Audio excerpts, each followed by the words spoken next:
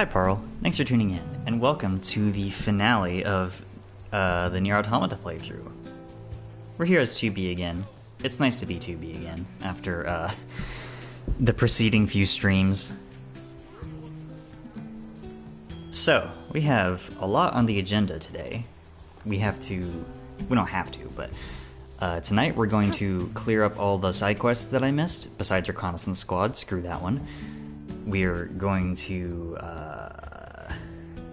look at all the weapon stories, and we're also going to pick up all the other endings. So I figured we would start with weapon stories. I'm not going to read them all at once. That is... I did that in the original Nier stream playthrough, and that took like a solid hour. So I'm going to break these up in between the other ones that we're doing. So we'll start with the small swords. And each story also has a neat little picture that you can look at. So without further ado...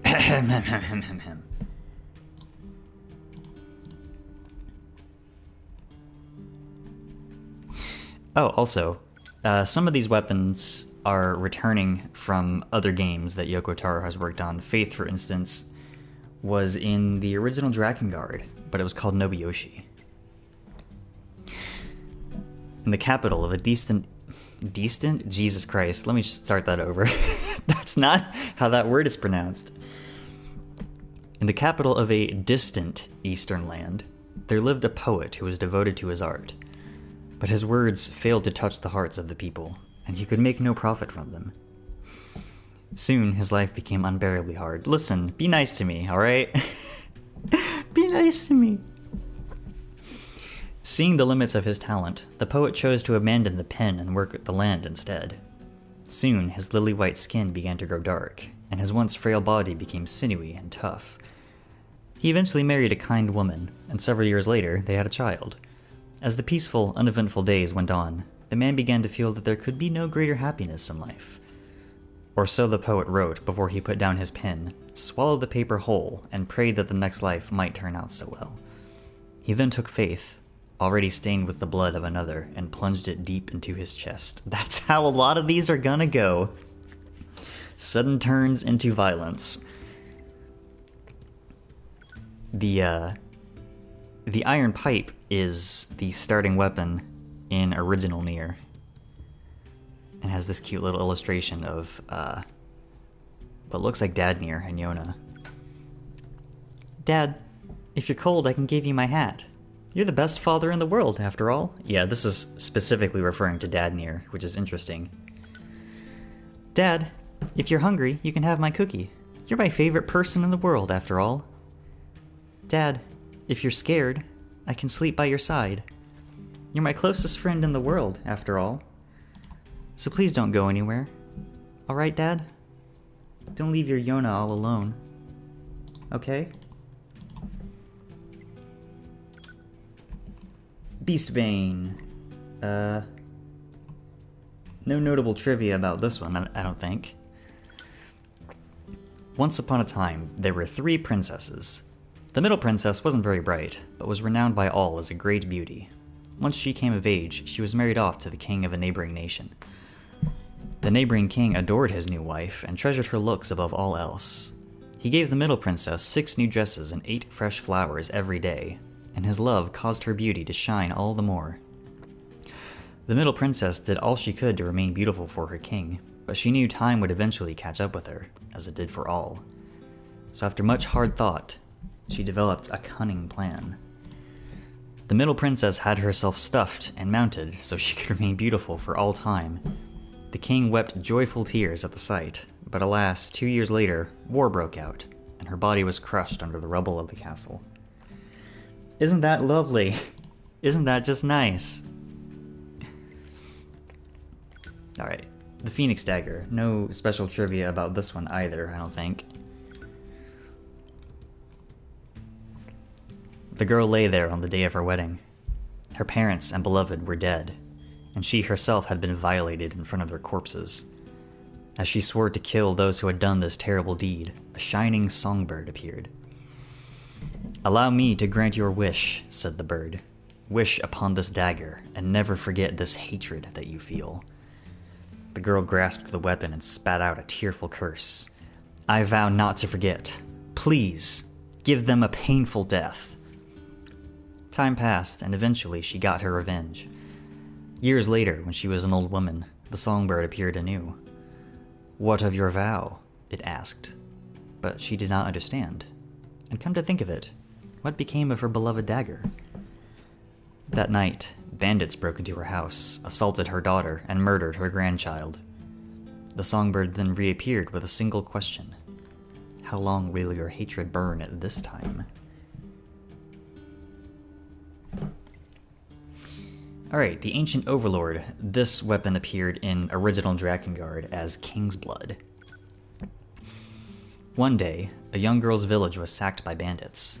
To protect her family, she took up a dagger her father had found in the mountains and killed one of them, an act that shocked her family. But the bandits fled, never to return. 5 years passed, then 10, then 20. Though the family she protected began to grow old, the girl never aged. Eventually, the other villagers began to shun her. With no one to turn to, she finally left her village and began to wander the earth, visiting many strange lands in the process. As the years passed, her skill and fame as a master sword fighter grew to legend. Eternal life, a powerful weapon, and boundless experience. She used these talents to become queen of a nation. And yet, there was emptiness in her life, for she still desired the kindness her family denied her after that fateful day. The Type 40 Sword. Yorha R&D Team Journal, August 29th. Held a progress report meeting for the new weapon. Considering how many observers we have from the other orbiting satellites, I can tell they expect a lot from us. December 10th. We had our first core installation experiment today. Saw some troubling signs, including issues with unexpected irregular output and core perimeter defenses. January 8th. The circuits of 3 consecutive staffers burned out after attempting to remove the core's protection. I've requested replacement personnel. January 15th. Command pulled the plug on our project. The weapon will go into official operation with the core still sealed. It's interesting to me and a little weird that the Gregorian calendar is still used thousands of years in the future, even long after humanity isn't around. The Type 3 Sword. The craftsman's weapons were neither flashy nor attractive, but they never once failed in battle. This reliability afforded him a never-ending stream of loyal clients. Yet something nagged at the craftsman. Though he'd forged many a weapon, he'd only tested them on pigs and cows. He wondered what it might feel like to use them on another human being. That's dangerous. The craftsman took a sword to a battlefield and slashed at corpses, disappointed at how easily the sword slid through them. It wasn't satisfying at all. He wanted to really feel like he was ripping through flesh. The craftsman modified a sword in search of that feeling, not thinking at all of the pain it would cause. Until one night, a bandit broke into his home, snatched the weapon up, and showed him exactly how effective it was.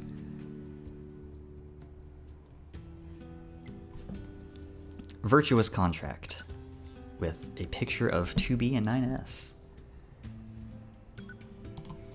How long can I fight amidst this bloody vortex of a battlefield? How long, I wonder? How long can I continue to protect what I love amidst this endless war? How long, I wonder? How long can I continue to believe in a world laden with deceit and folly? How long, I wonder? How long can I lie to myself as I despair at the dark future of this world?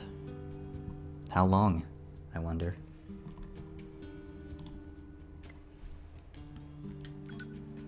I think this is 2B's starting weapon, and this one, Cruel Oath, is 9S's starting weapon.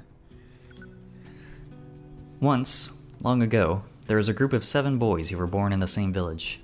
Though they were not brothers by blood, they treated each other as family. One cold night, a fortune teller appeared and warned of a traitor among them. The boys laughed it off and went about their business, but the next morning, one of them lay dead. With each passing night, another boy died. The survivors grew more and more suspicious of each other, each harboring terrible doubts about what happened to their brothers. On the morning of the 7th day, a single survivor stood tall. Cleaning the blood from his hands, he chuckled to himself. Better go find the traitor. Lovely. Now for the Yorha issue blade.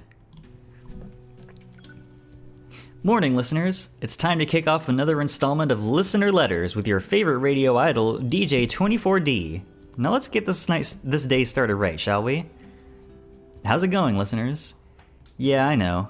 You're all still thinking about that cleanup operation yesterday, right? We may have lost a lot of good people, but it's still our job to get up and at 'em, right? Howdy, listeners. Your favorite radio idol, DJ24D, hasn't been receiving many letters lately. Don't you like me anymore? Or maybe no one is even listening. Anyway, who's ready to kick things off? Hello? Is anyone there? Is this thing even on? It's me, radio listeners, 24D. I'm an idol, remember? An idol. Etc., etc., etc. Oof.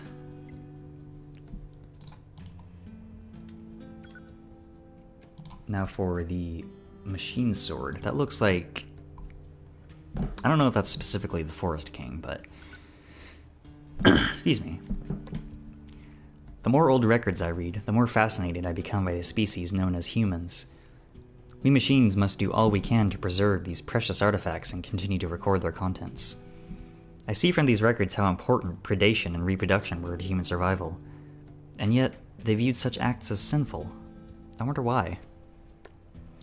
I found a famous human book today, but after reading it 10 times, it still makes no sense to me.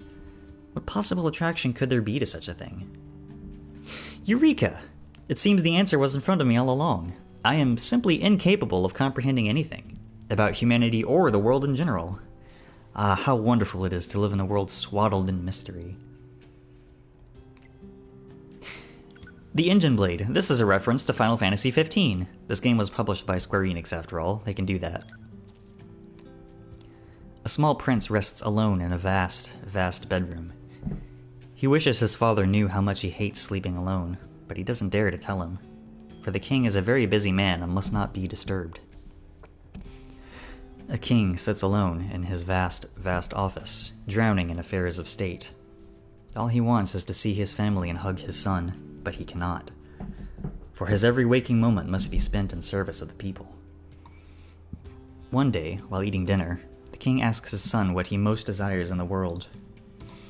He hopes he will say that he wants them to spend more time together, but instead, the boy simply points at a sword hanging on the wall. The ancient sword is considered the sign that one is ready to rule. Someday, the king chuckles. His son faintly smiles back at him. All he really wanted was for his father to read him a bedtime story.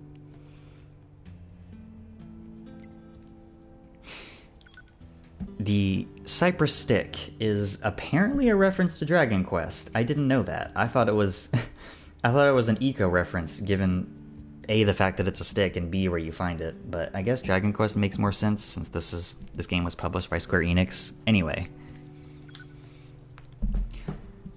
I was in a dead sleep when Mum started shouting. "Wakey wakey," she squawked. "Rise and shine. Today's a very important day. Today's your first visit to the castle."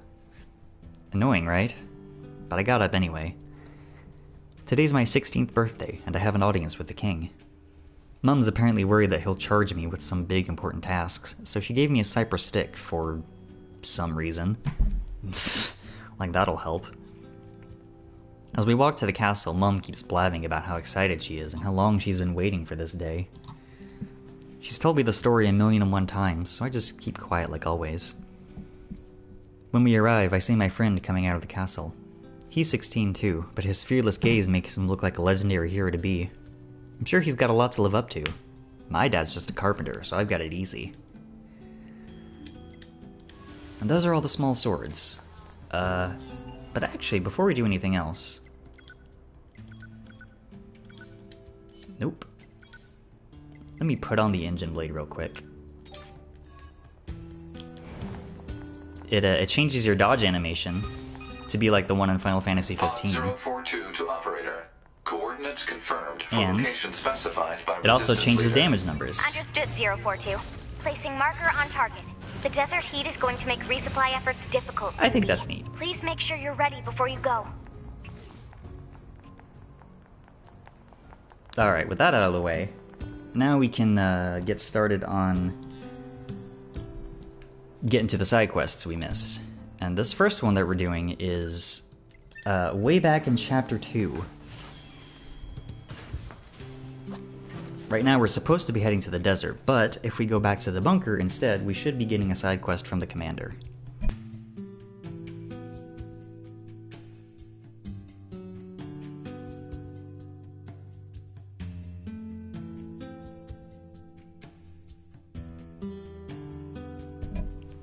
Oh, does it?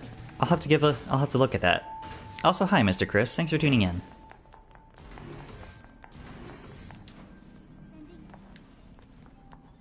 Yes. This is like extremely easily missable, because you're not given much reason to like go back to the bunker in between plot happenings, but anyway. Actually, there's something I needed to ask you. We need your help improving the network environment between the bunker and the surface. Doing so will allow us to carry out our operations in a more efficient manner. First, I need you to transport the required materials to the leader of the resistance camp. I'll have an operator explain how to obtain the materials once you touch down. Yes, Commander. Alright.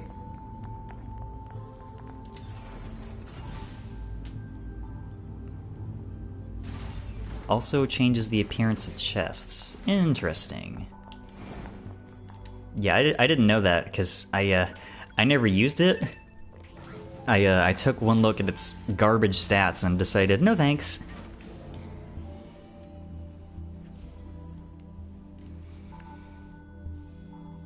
I'll have to try and remember to put it on the next time we encounter a chest, but for now we can just keep using the engine blade. Off screen, I level grinded a little bit to level 99, which doesn't actually take that long in this game. I'll show how that's the case later.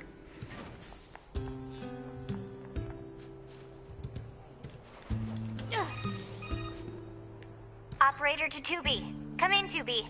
We need you to collect the materials required to improve the network environment. You're going to need a rusty bolt, a small gear, and a spring. You should be able to find them on small-sized enemies.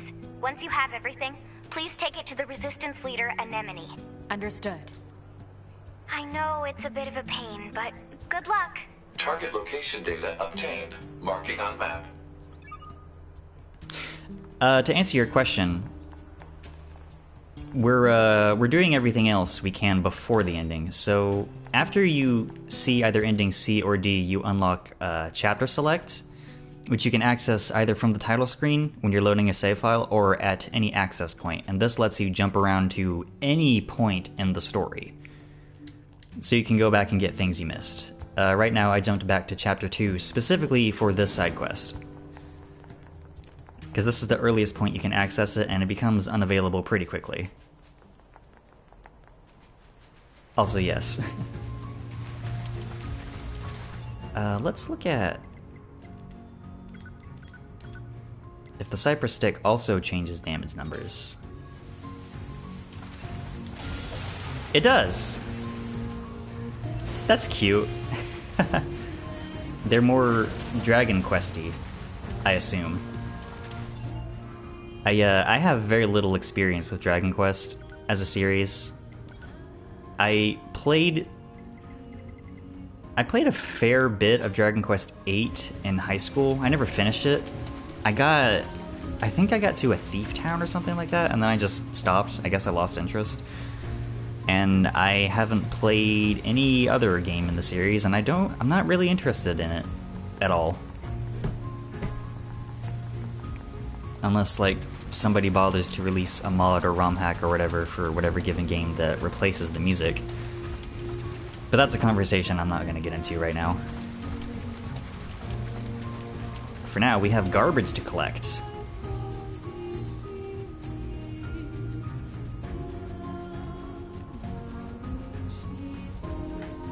Hey, fellas.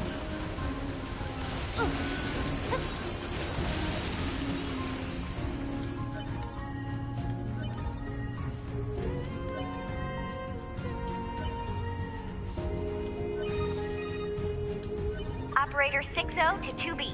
Looks like you found all the necessary parts to improve our network environment. Nice work. You can conclude your mission by bringing everything over to Anemone.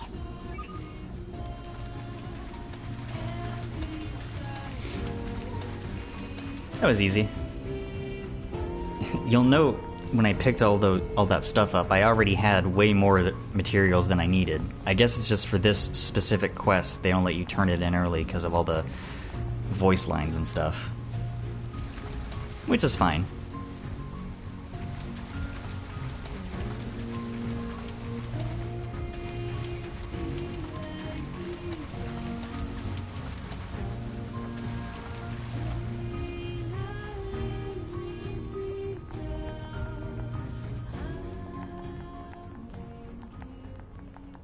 Oh, Anemone. Oh, hold on. I heard about this from the bunker. These are the parts we need for our network structure, right? Thanks for bringing them over.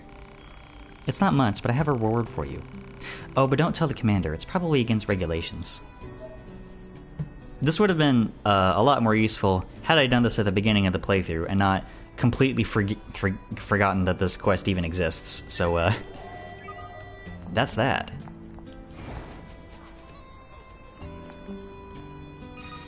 Ah, yeah. I thought we might have had lines. 2B to Operator 6-0. Material handover complete. Copy that. Good work. I see the commander's as much of a slave driver as ever. It's like she was built to be as efficient and hard-assed as possible. Oh, she's not so bad. Are you serious? Totally serious. The commander actually lets a lot of things slide on the side. Like, did you know that she leaves piles of clothes strewn everywhere? The cleaning team is so sick of it. Oh, and she never performs regular maintenance on herself. A lot of the hard-ass nature you mention is just for show. How do you know all this? I can't tell you that. Operator 6-0, out. What the heck was all that about? I forgot that you get a longer dodge animation if you hold down the button, because I tend to just mash the button to chain dodges together.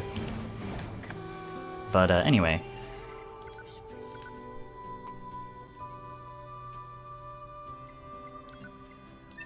Just gonna go ahead and save. I'm keeping my level 99 in-game cleanup save separate from the other saves so that once we go do Ending D, that will be a reasonable challenge and not be over in like 2 seconds flat. I mean, it's still gonna be pretty quick, but you know, it's the principle of the matter. Alright.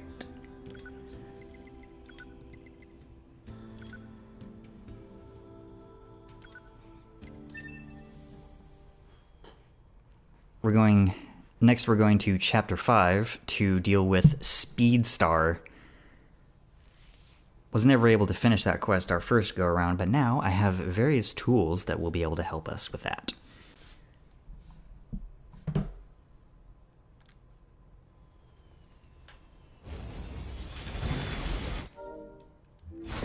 Can't skip this one apparently.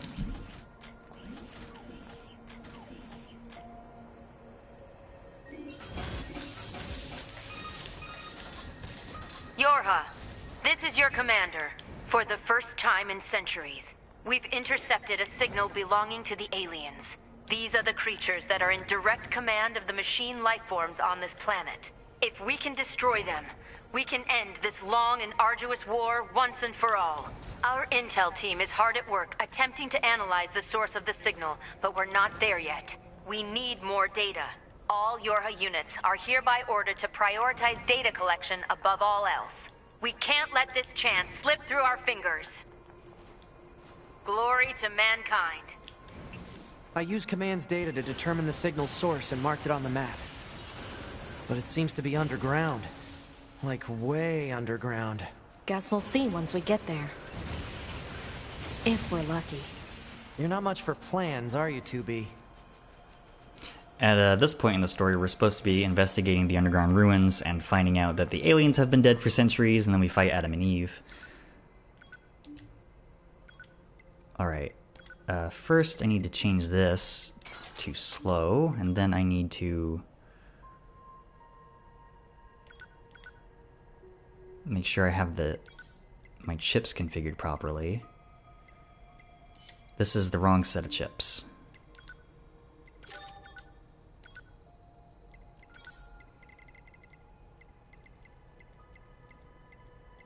I just needed something with a couple of movement speed up ones to make racing this jerkwad easier.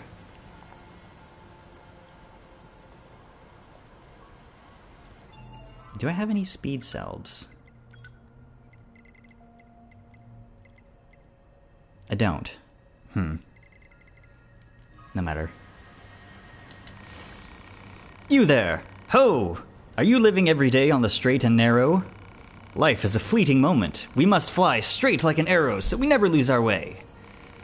So let us see which of us is faster. Believe in yourself and grasp the future with both hands. Oh yeah, you're going down.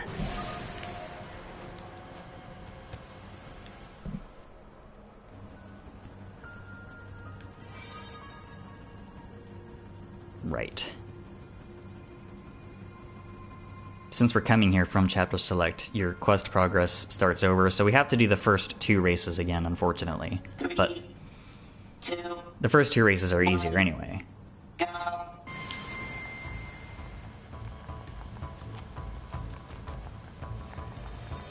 Not interested. Excuse me. Coming through.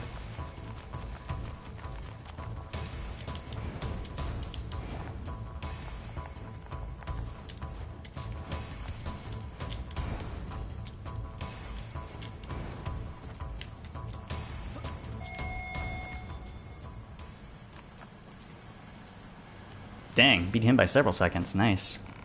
Zounds, you're fast! Although not fast, if you know what I mean.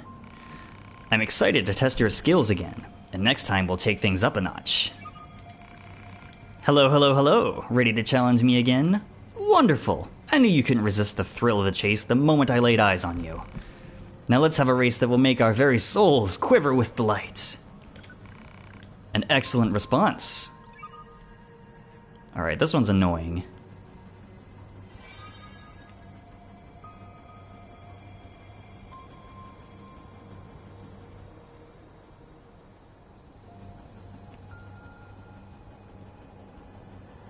Three, two, one, go.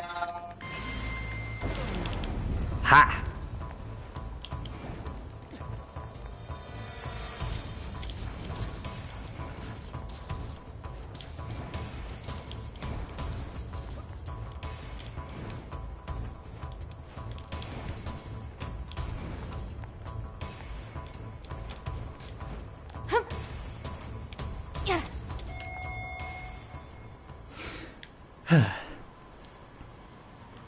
The slow pod program makes this a lot easier.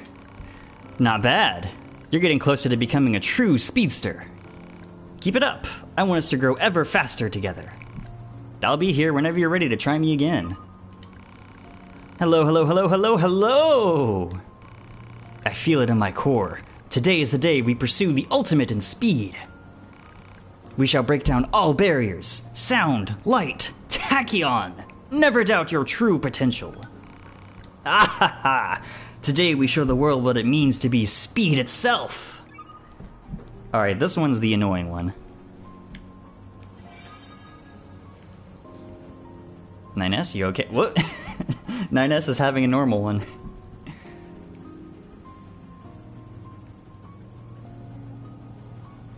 Three, two, one, go.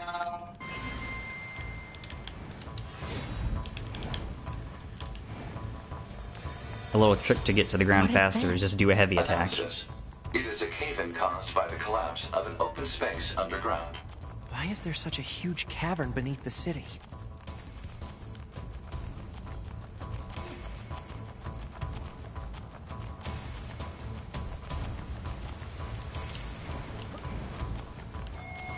Damn it. I think I might have missed with the slow.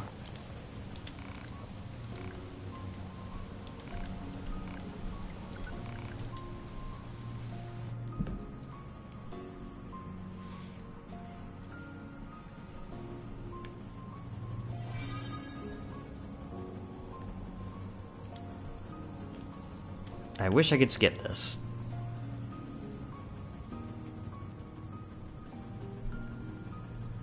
Three, two, one, go.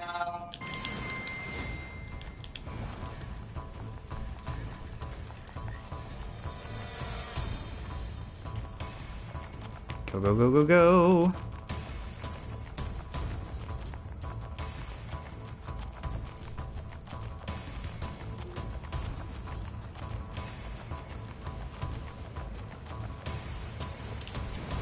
Shit. Damn it! If I hadn't caught that ledge.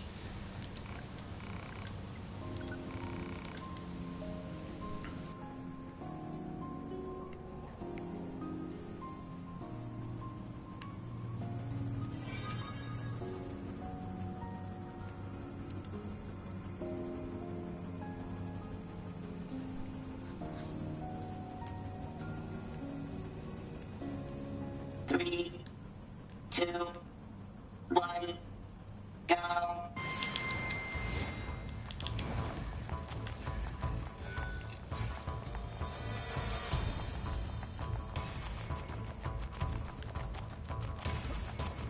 Come on.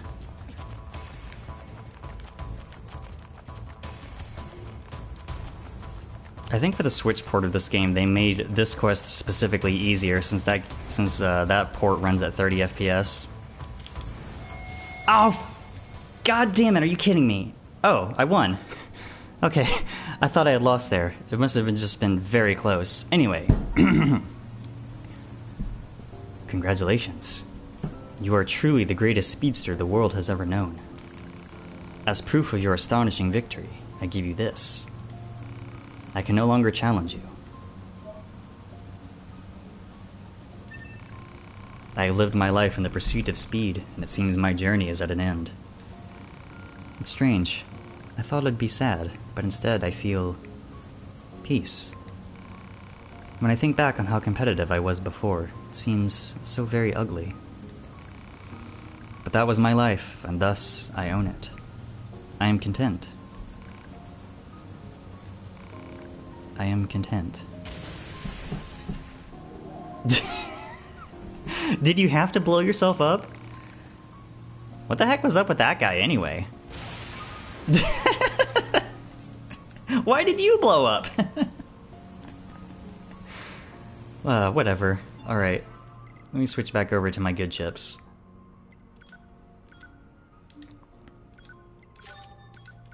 This set of this is my boss killing plug-in chipset. Got melee attack up, range attack way up, some good defenses, hella max HP, a little bit of hacking. Alright. Let's head back to base. That's a weird looking enemy. Yeah, don't care. Stop turning the camera toward it, please. Don't care. This is at the point in the story before the access point down there at the bottom of the gorge gets activated, so gotta head back to camp. Alright, I'm glad I got that over with.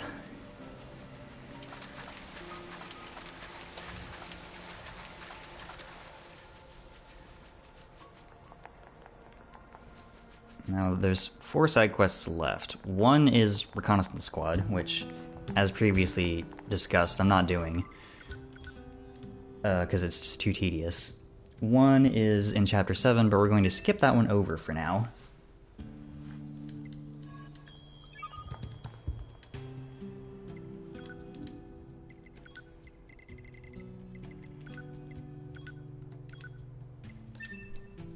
Alright. So the last 2 we're going to be doing, for now, is the ones in Pascal's village that we missed in A2 because I progressed the plot accidentally.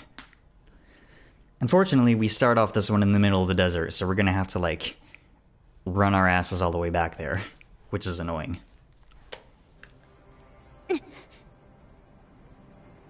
Good morning, A2. What the? Analysis. Your high unit A2 was restarted 5 minutes and 42 seconds ago. The cause was excessive strain due to battle against a large machine life form. All this goddamn sand is starting to piss me off.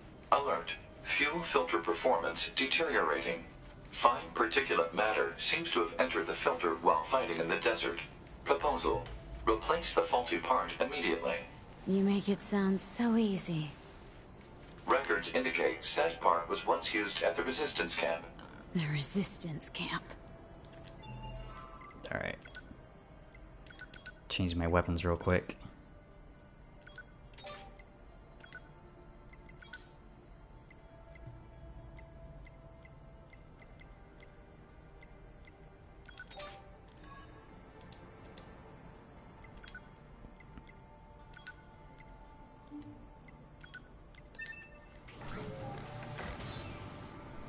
We gotta run into Pascal in front of the resistance camp to progress the plot as far as we need to get to these side quests, but we can at least transport here so we don't have to run all the way over.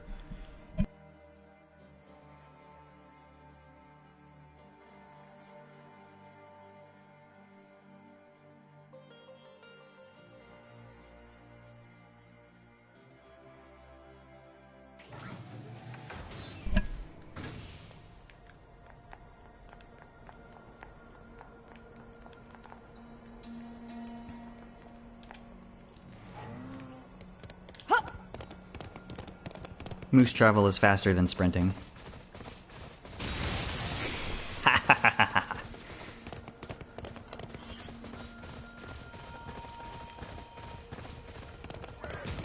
Plowing into robots on a moose and or boar does not get old.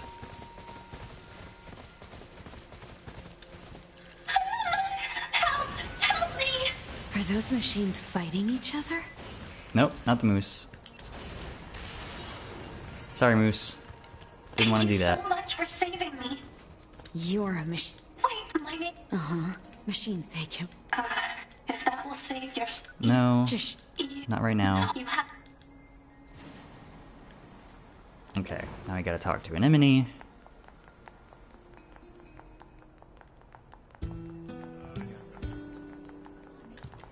Hey girl, what you doing?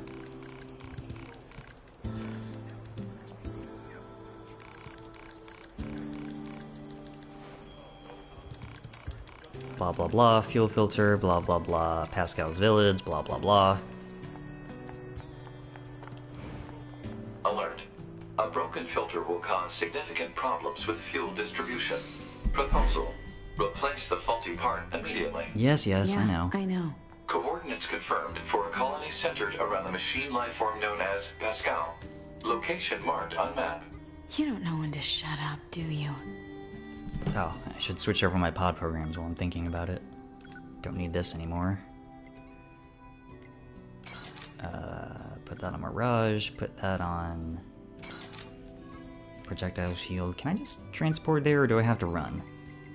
I can just teleport there, good.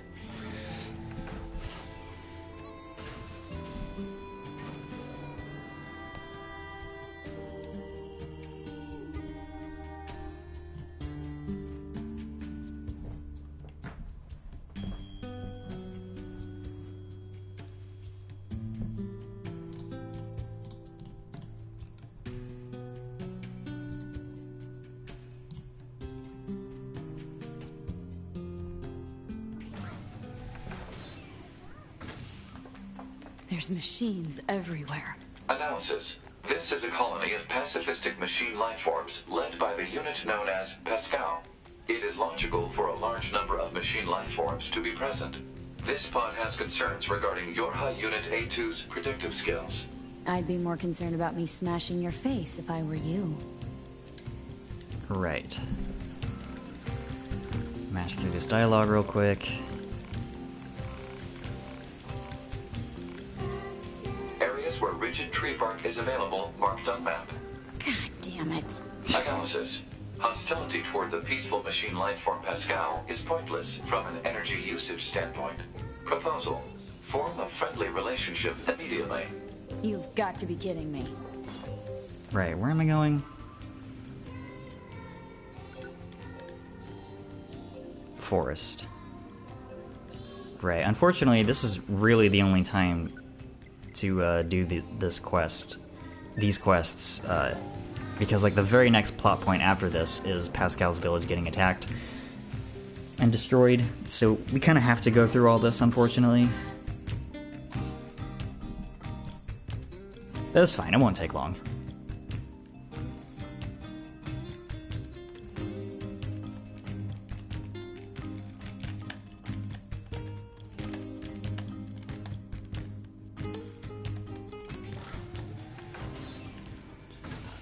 Alright.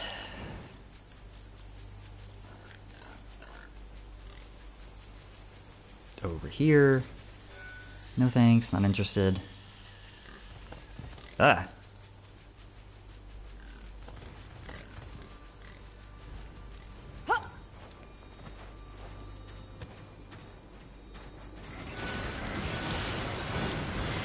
Kind of murder some robots real quick.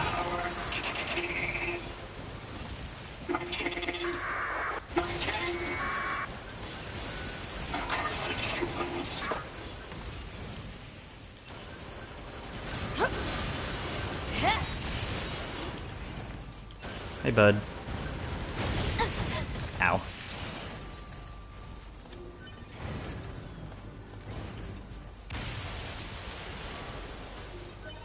There we go. Guess I'll go back to that machine. Do. Back to the access point.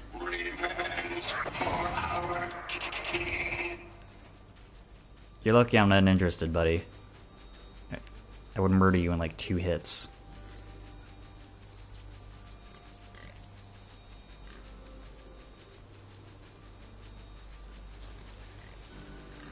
Excuse me. Back to Pascal's village.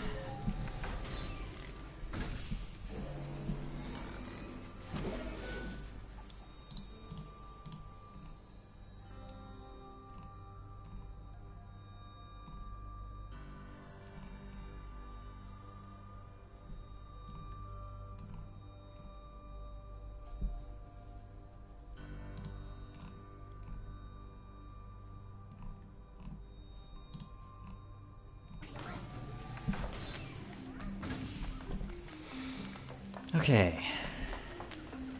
Oop. A2, figure the ladder out, please. Thank you. Here's your stuff. He can fly. Alert. Thank you.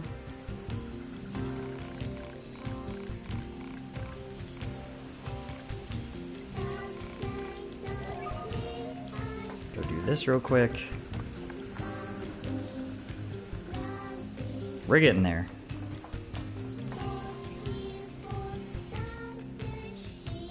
Hostile machine life forms detected. Analysis. That was really fast.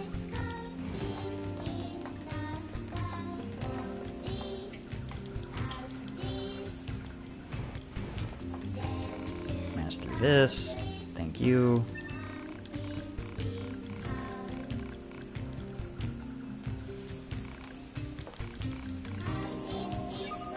Okay. Hello, A2. I appreciate all the time and effort you took for our children. Every one of them is a singular treasure to me. Indeed, they are treasures to the entire village. Our very future rests in their little hands. I imagine you find it odd for machines to speak of the future like this. I don't know. I trust that our children can stand strong against the senseless conflicts of this world and blaze a new trail for our people. However, one of the children is suffering from a faulty storage element. If we don't do something for the child, so repair it already. Alas, we lack the parts to do so. They can only be found deep within the abandoned factory, and that area is swarming with terrible machines. It pains me to say this, but you, A2, are the only one we can turn to. Thank you so much. The required part is in the area known as the abandoned factory. I truly do appreciate this. Sis! Hey, big sis! Huh? Come on, big sis, play with us. I don't play with machines. Now get lost. Come on, I want to play with you. I'm an android, weirdo. I'm your enemy. So do what I say before I kick your sorry ass. You're funny. That's not supposed to make you happy. Big sis, make us something to play on, big sis. What? No. But we need something to play on. Yeah, it's boring right now. Seriously? They sell stuff in the tool shop, so go buy us something. Yeah, buy something for us. Alright. Just quit bugging me already. Yay! We did it! Adorable. Excuse me. You're looking for play equipment for the children? I'm afraid we don't have anything like that in stock at the moment. However, I'm sure I could build something with the proper materials. Tell you what, here's a list of what I'll need. Bring me those materials and I can get to work. Everyone around here is weirdly pushy. Don't be absurd, we are not. Fine, I'll do it. You'll just bug me about it every waking minute of my life otherwise. An excellent choice! You should be able to find what you need at the amusement park.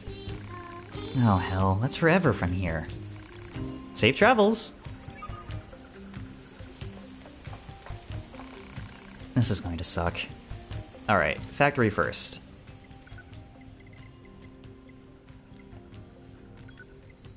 Amusement park first. That one's closer in the access point list.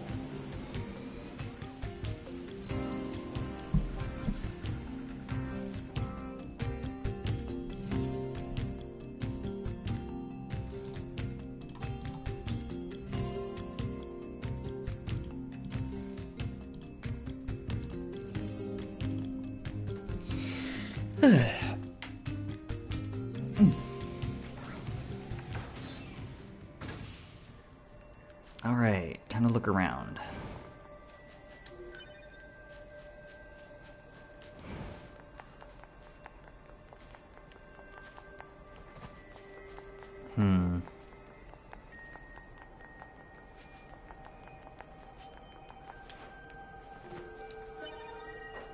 Okay. Cool.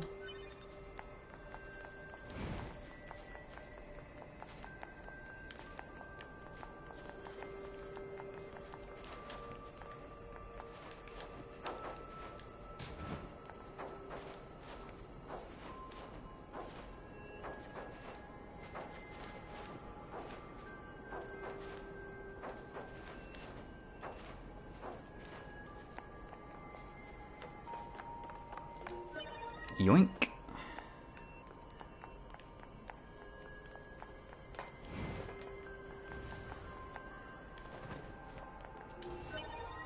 That's 4.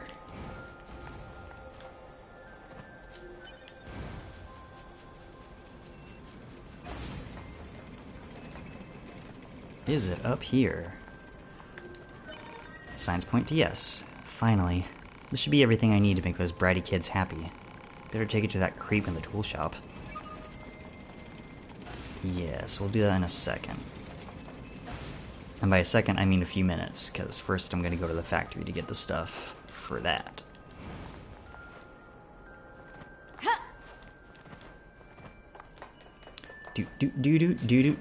Running errands in the far future. I just want to fall to please, thank you.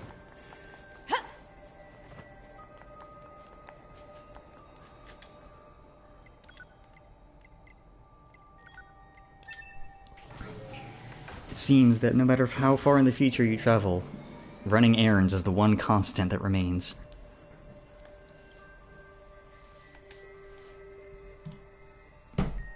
Forget humanity, forget the concept of war, no. Doing menial tasks for debatably good rewards. That's the true shining universal constant.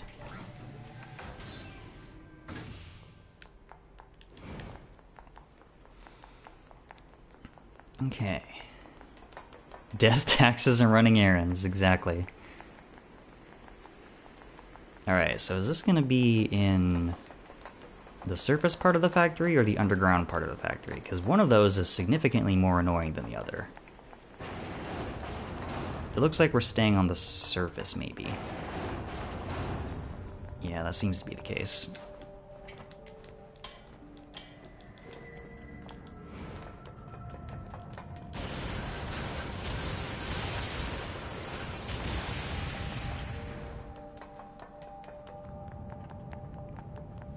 Oh good, it's practically right inside. That's handy. Hey fellas.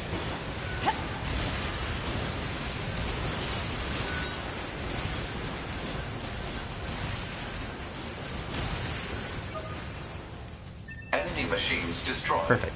So this is the part Pascal wanted? Can't believe I'm killing machines to save a machine. Ah, screw it. Better go see Pascal.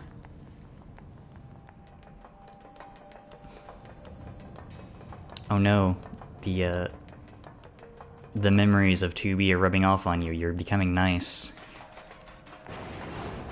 Or nicer, anyway.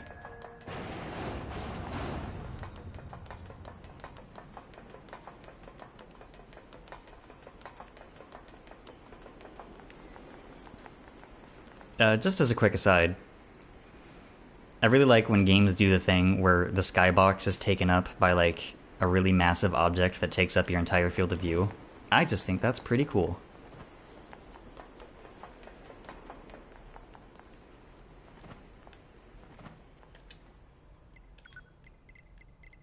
Back to the village. Turning in some side quests.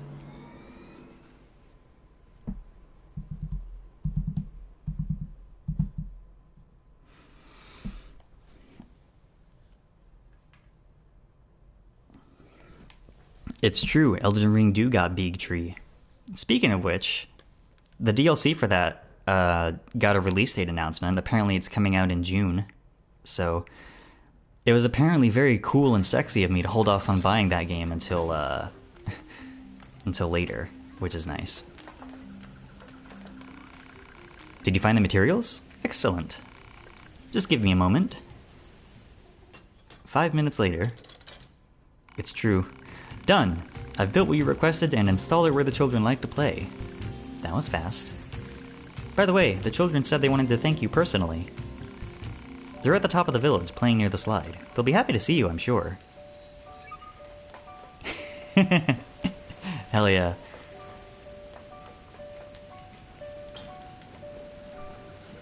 Catch me going on a picnic with Blythe, my werewolf husband. I'm sure someone somewhere has drawn that.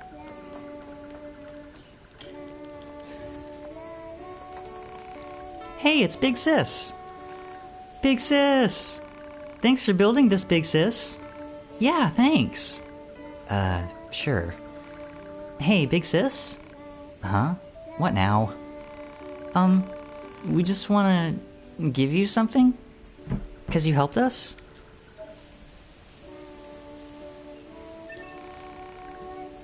It's a thank you present. Yeah, thank you.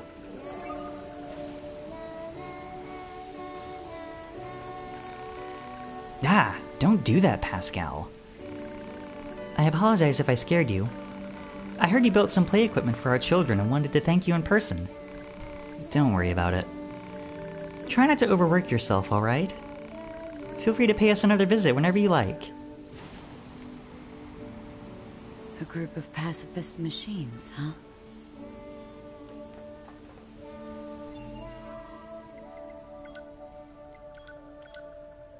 Let me see something. Hypothesis. How about that? Forming a harmonious relationship with Pascal and the villagers may help Unit A2 to obtain more materials. Proposal. Investigate the village. Putting on the Cypress stick does change the appearance of chests. That is an extremely Dragon Questy chest if I've ever seen one.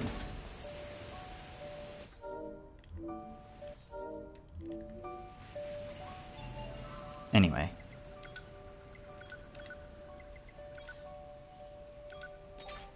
Gonna put the Phoenix Lance back on. And look! It's a slide! Whee!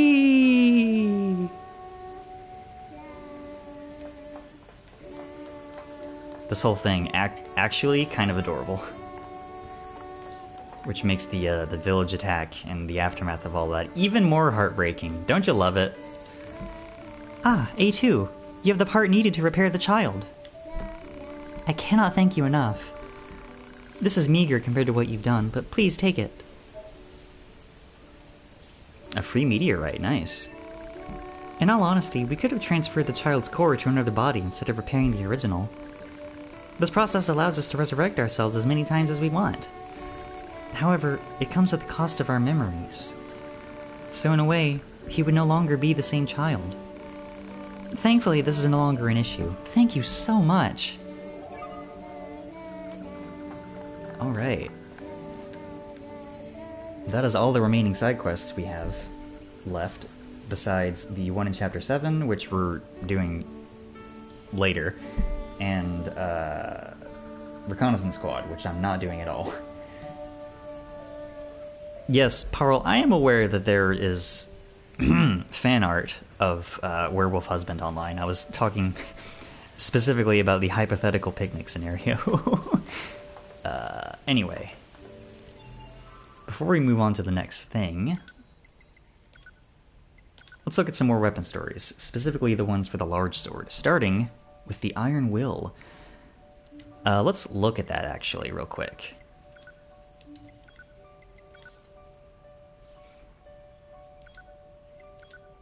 This thing is, it was originally in original Drakengard as Hymir's Finger, and then it appeared in the other two Drakengard games as Broken Iron, and it's also a Berserk reference.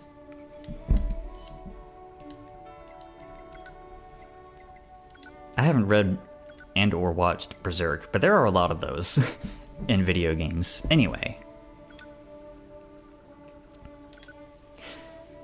The sword's blade, dulled by years of idleness, was, as its name implied, a mere iron hunk. Its blood-drenched... That's not how you pronounce that. Its blood-drenched youth was little more than a series of rusted memories which grated against its pockmarked steel. Who could wield this hunk of iron now that its edge was gone? Who might love it when all it could do was bash dully against a foe instead of cutting through flesh and bone? Who would devote themselves to such insanity?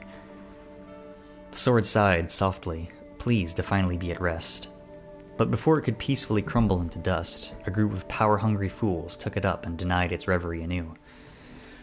Red rust was the weapon's tears. The blood, fat, and muscle it tore through was proof of its curse. Now let it hew bone once more. Let it ravage flesh. Let it do all this and more as atonement for its sins. The Fang of the Twins sword originally appeared in the first Nier, I believe. That's brutal. Twin souls were sacrificed to twin gods and bound to an unbreakable dual-bladed axe. Whenever nicked or damaged, it would instantly repair itself. The two blades would never part. They would be together for the rest of time. The souls and the blade yearned to be as one, to grow old as one, to fall in love as one. It is why we both love the same person. I am myself. I am myself. Look at me. Look at me. Give me love. Give me love. Stop copying me. I'm not. We are together. We are one. Life or death.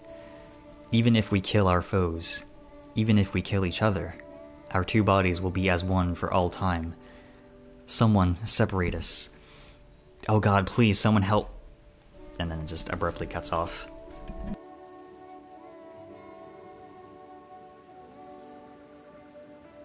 Reading is thirsty work. Moving on to Beast Lord, which I believe also appeared in the original Nier. Once upon a time, there were 3 princesses. The eldest princess was thought by all to be the most brilliant woman in the kingdom, and she soon sat upon the throne of her homeland as their queen. The new queen raised a mighty army. To afford the endeavor, she taxed her people, and in turn, they were given jobs in new factories created to support the war effort. People worked. Money flowed. As the army grew strong, the demand for factories grew with it. And then the cycle repeated. More work, more money. More work, more money. The Queen's plan proceeded just as she had envisioned it. To further strengthen the kingdom, we were converted to machines to enhance our output in factories and the military. Our Queen, in turn, became the control system that rules us to this day.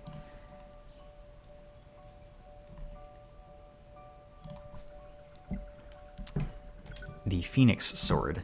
I don't remember offhand if... I think this appeared in original Nier. I know the Phoenix Spear did. I'm pretty sure Phoenix Sword was in first Nier. Pretty sure. One day, a hawk lost its way in the woods. Its proud wings soon grew weak as it tried in vain to find its way home. As death approached, a songbird took pity on the hawk and did its best to offer aid. The songbird slowly nursed the hawk back to health. The beautiful sight of the small white bird nestled in the elegant wings of the hawk soon made it the envy of all the creatures in the forest. When the hawk was fully healed, it knew it was time to leave the forest. But before flying away, it promised the songbird it would one day return. In turn, the songbird gave the hawk one of its shining feathers as a token of friendship. As promised, the hawk eventually returned, but with a human in tow. "Well done," said the human. "These feathers will sell for a great price at the market." Then he slew the songbird in one blow and plucked its carcass clean. The Type 4O blade. Excuse me. Development Journal 504, Takeda. I've come up with an incredible idea. Something no one has ever done before. I'm going to start testing it out first thing in the morning. Journal 704. The boss turned down my idea of infusing metallic alloys with magical elements. Thrice damned fool! Doesn't he see how much money we can make from this? Journal 1201. Things aren't going well. My hair is falling out. I think it's the stress. I've got to find a way to make this project succeed, and soon. Journal 1215. Fujita. I looked over the data but couldn't work out the problem. I'm not giving up, though. With Takeda dead, it's up to me. I'm the only one who can carry on his work of muting the microphone to take a drink.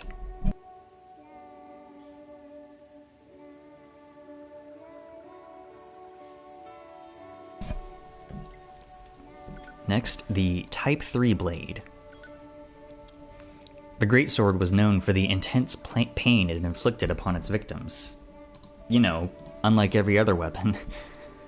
This is what drove the man to carry it, despite its weight, for he knew it would make others fear him, and thus could he avoid needless conflict. The man's reputation spread through the village despite never having drawn the blade. "Don't make him use that horrid weapon," the villagers whispered. The man smiled at this, for he knew that fear was the best path to peace. Soon, the man had craftsmen forge a host of similar weapons. He gave them to all the other villagers in the hope it would force people to solve conflicts with words instead of violence. And his plan worked. For a while. Keeping all sides in check is simple when no one uses their power. But once that seal is broken, the end is nigh. Thus did the peaceful village transform itself into a living hell over the space of a single night.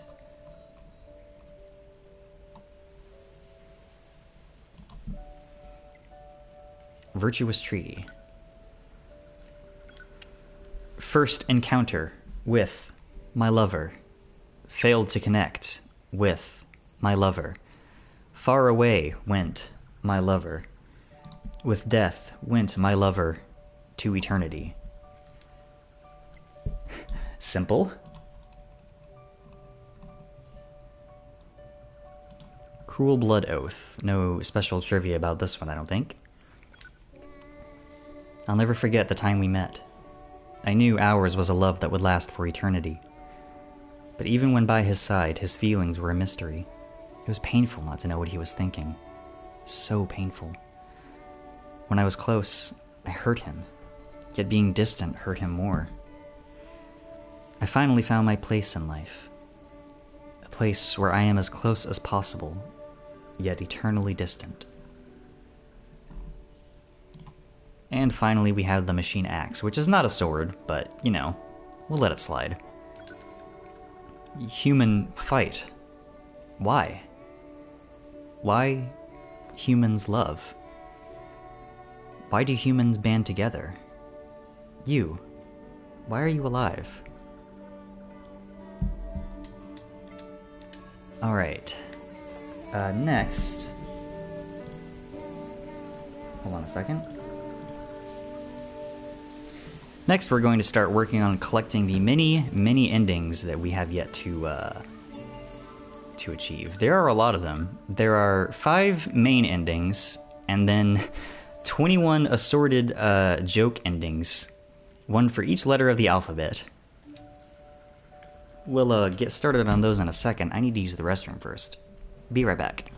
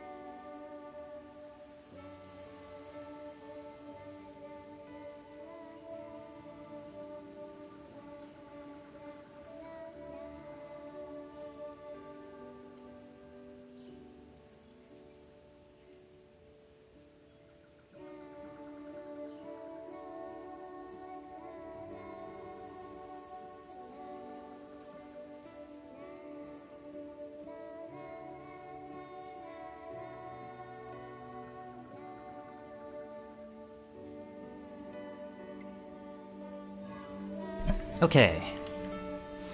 We're gonna be jumping around all over the place.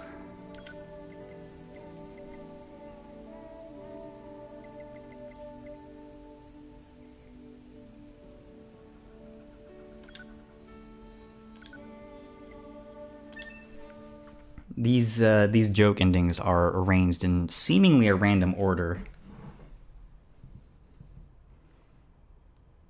But first we're going to hop back towards the beginning of the game when 2B and 9S are fighting the Ingalls machine. 2B! What's your status? This is the target. I'm going to destroy it. Right. I'll provide support. Enemy analysis complete. Software vulnerabilities and penetration paths detected. Displaying on HUD. I'll hack this thing and weaken it. Gotta actually fight this boss a little bit.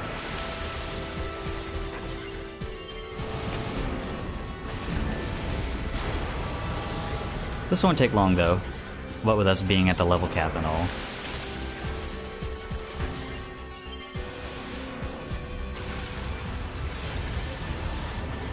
Do-do-do. Hold triangle to hack.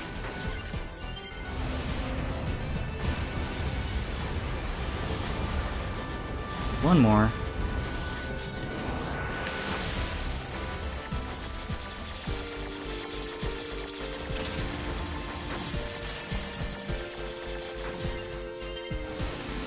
Just like in real life.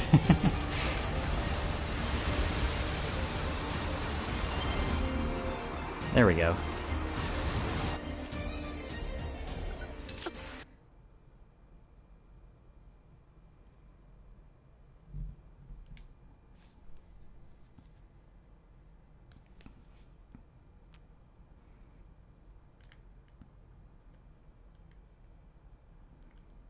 Okay, to get this ending, we just have to let this timer run out. So, feel free to do whatever for the next 2.5 minutes.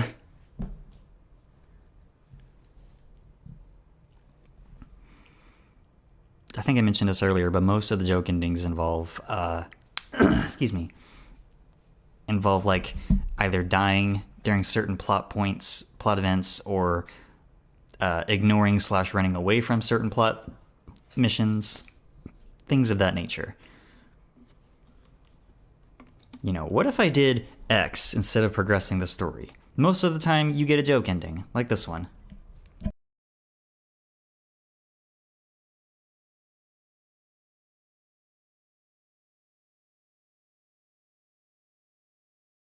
I don't think there's a way to speed this up. You really do just gotta wait. And of course, if you were just playing the game normally, 3 minutes is more than enough time to do what you need to do.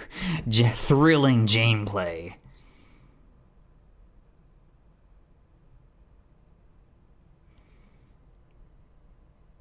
Alert. Vital signs declining.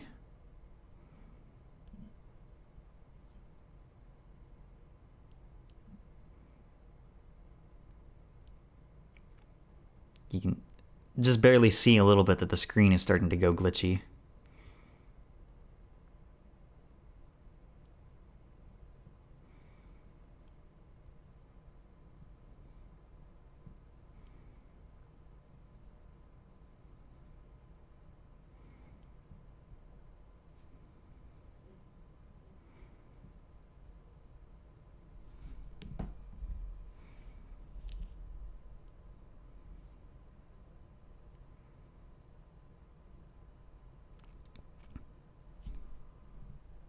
Thrilling gameplay.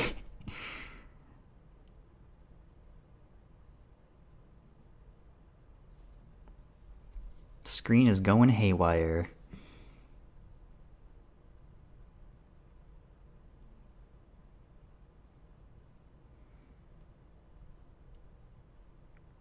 So what are y'all doing? I'm checking Discord on my phone. Vital signs entering suboptimal territory. Urgent circuit repairs required.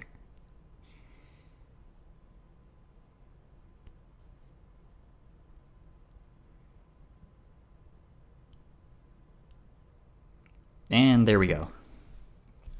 Black box signal ceased. Unit 9S death confirmed. Hell yeah, cook those beans, Parl.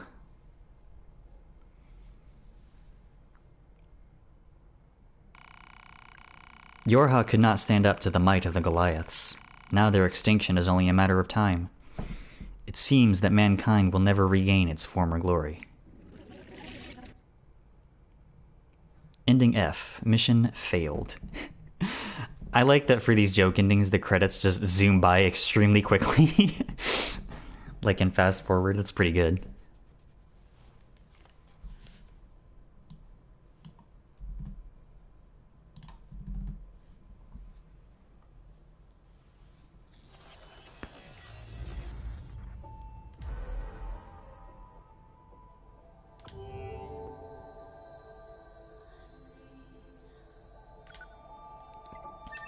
Alright. Next we're going here. Right when you gain control of 9S for the first time.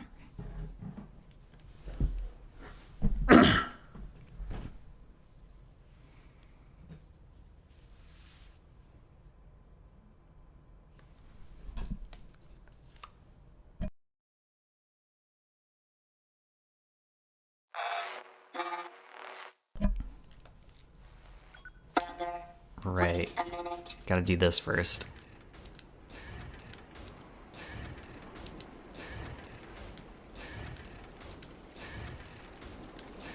If I give my brother this, he'll move again.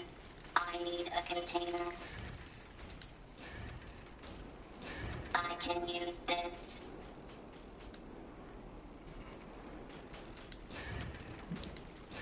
Do. It will be okay now, brother.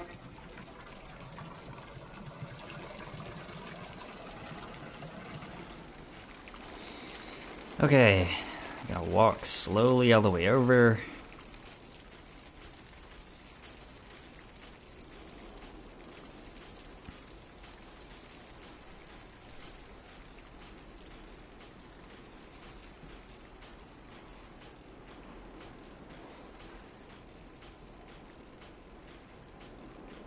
Gameplay. Brother.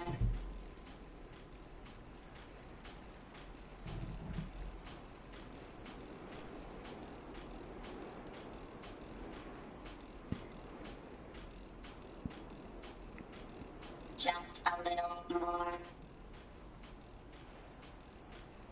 Not taking chances with any of this crap on the ground. Okay, thank goodness. Operator 210 to Unit 9S. Come in, 9S. 9S here. Go ahead. The Yorha troops have commenced their descent. Disable the enemy base's defense systems immediately. Roger that. Instead of that, I'm gonna lower this crane.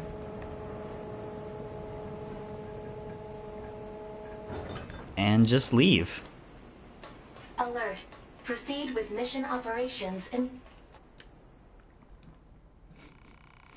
9S was last heard to say, "I can't control my curiosity about machines anymore. I'm leaving so I can study them as much as I want." He was never heard from again.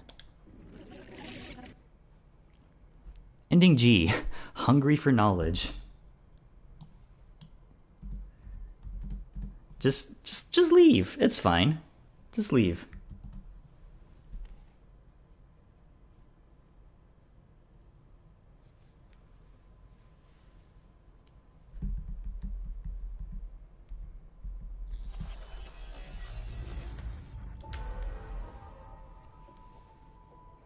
Hit the bricks, indeed.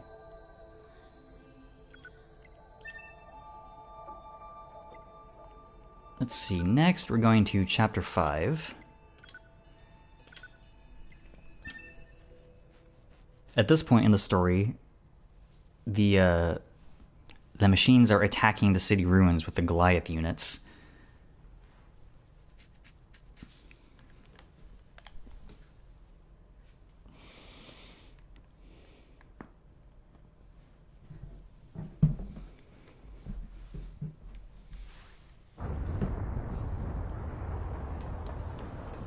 What's that noise? Oh, the slide's still here. 2B, this is an emergency transmission from the bunker. I forgot that was a We're thing. reading a Goliath-class enemy inside the city ruins. And it looks like there are a ton of other machines there with it. All Yorha units should proceed and engage immediately. A Goliath? This was a trap. I knew it. I promise you, we were not aware of this information. I realize the odds of you believing me are strikingly low, but I hope you will nonetheless. We'll sort it out later. Let's go. Yeah, actually, instead of doing that, let's just go to the amusement park. Confirm current destination. Alert. Leaving the operational area. 2B and 9S chose to abandon their mission, allowing the machines to wreak destruction upon the city ruins and resistance camp. The extinction of Yorha is also surely a matter of time. Ending H. A mountain too high. Just looking at the plot and going, no thanks. By the way, there's nothing stopping you from getting any of these endings before you unlock the chapter select. You can just stumble upon them by accident. I got a couple of them on accident my first time through the game a couple years ago.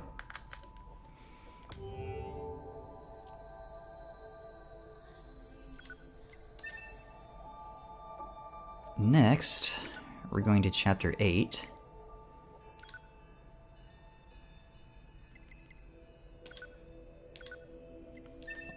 We gotta fight Adam real quick.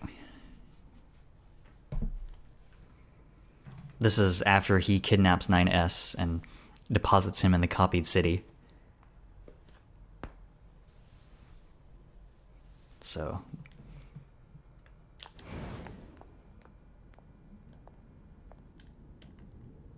Yes, yes. Alright. What is this? Analysis. This area is composed of crystallized silicon and carbon. Further details. What's with the corpses? It is unlikely the Yorha units came this far on their own. Hypothesis. The enemy must have placed them here deliberately.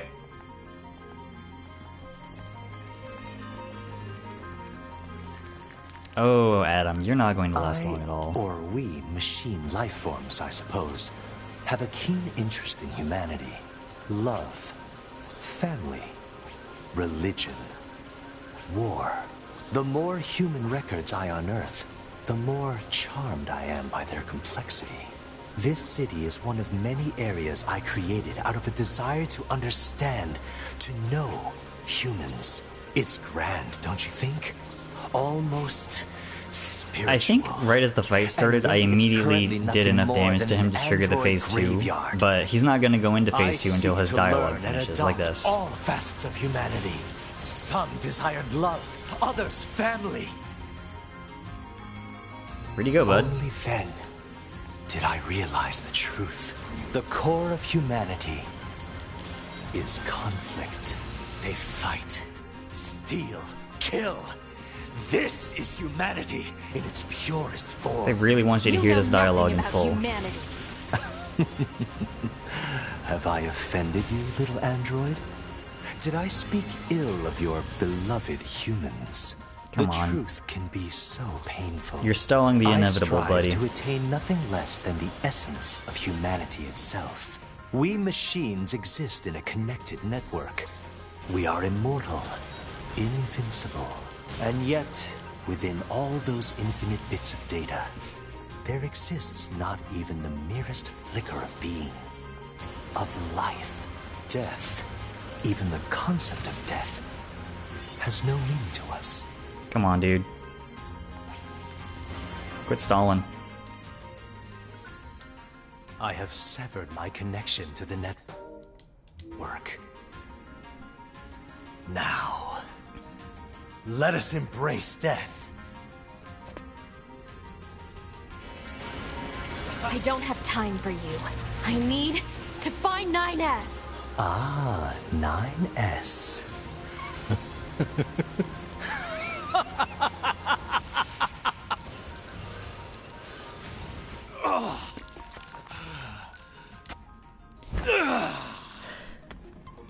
Come to me! Goodbye. Alright. Now, instead of going up to 9S, we just leave.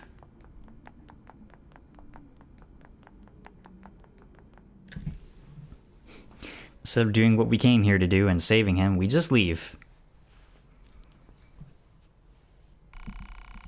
9S waited several decades for 2B to return, but she was never seen again.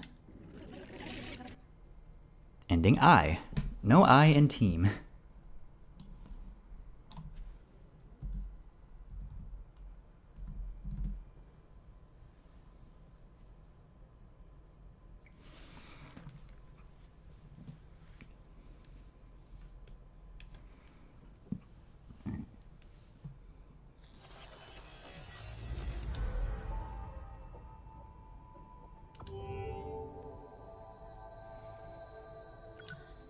Alright, next, going to chapter 9, that's chapter 10.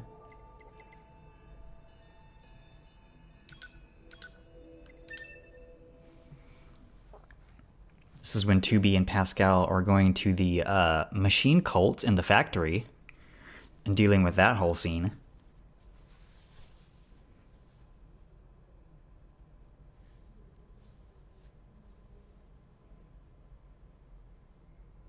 The machines who seek to form an alliance with my village are hiding out here.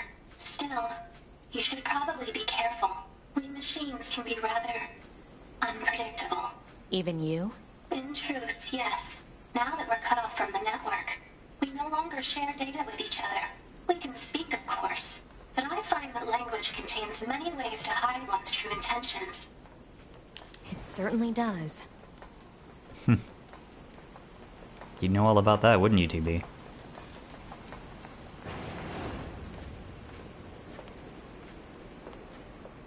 You enter the domain of God. Alright, to get this ending, you just gotta kill any of these machines.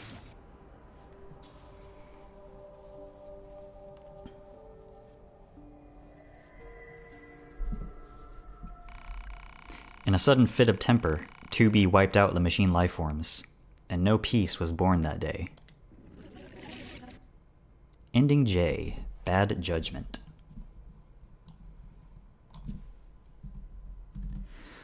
One of the faster ones to do, at least.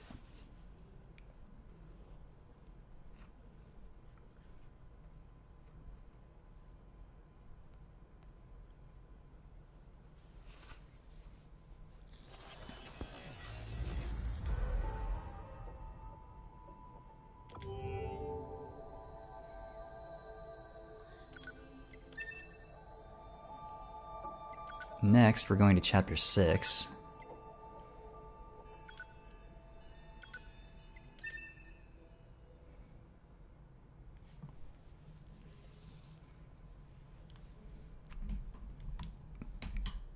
Technically, you can do this one anytime after Chapter 6. This is just the earliest you can do it. Excuse me. For reasons that will make themselves clear in a moment. That concludes our report. Then they come to speak. Of course, your next mission. You mean this knowledge understood.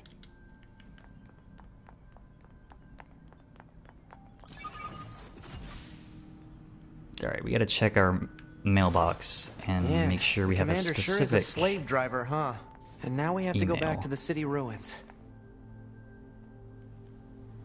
Why don't we rest a little bit, 2B? as soon as been a 9S is done while. talking. I'll rest if I feel like it. Yes, this one. Fish from Jackass. Hey, sorry to bring this up out of the blue, but I've got a fish I want to recommend to Yorha units. Or to be more specific, I want you to eat it so I can study how its oil affects a Yorha unit. You know, for science. Anywho, stop by if you get bored, it's my treat. Jackass. I would love to, Jackass. We're going straight there.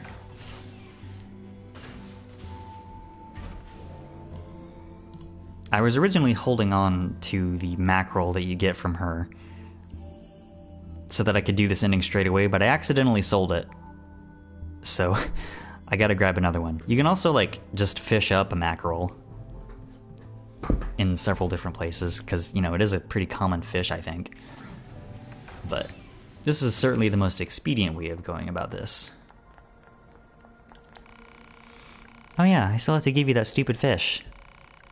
So this thing is called a mackerel, and apparently eating it has a horrible effect on androids. I'd love to see what it does, so go ahead and chow down. Don't blame me if you die, though.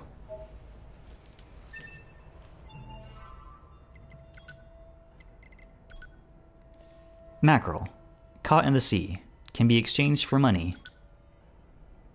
Uniquely, the mackerel is the only fish that you can use. And of course, doing that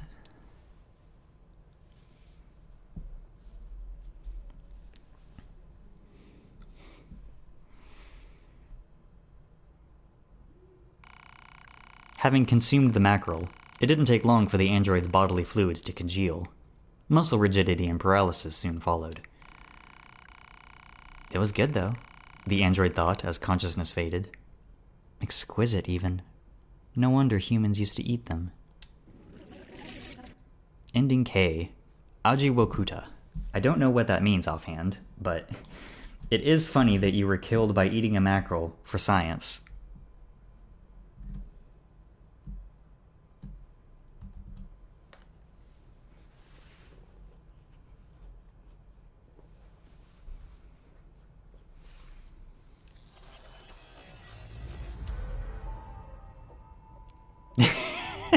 What do you mean just like in real life? Explain.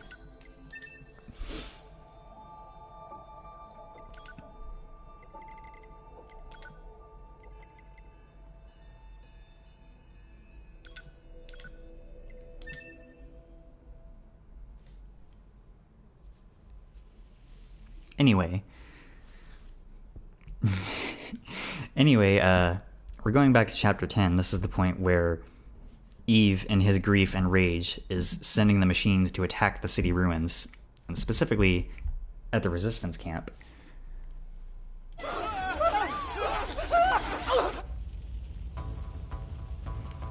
And we're just gonna dip. There are still enemies here. We can't... Says you. Bye.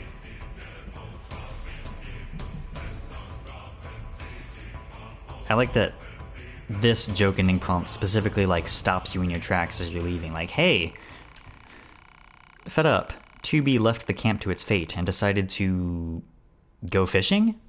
Yeah, that's it. Fishing. With a smile on her face, she packed up and headed for the coast. 10 years later, 2B would find herself hunted by both machine lifeforms and Yorha assassins. A life she seemed to enjoy more than her previous one. Ending L. Lone Wolf. You can also get that ending by abandoning the entrance to Pascal's village when the giant machine sphere shows up.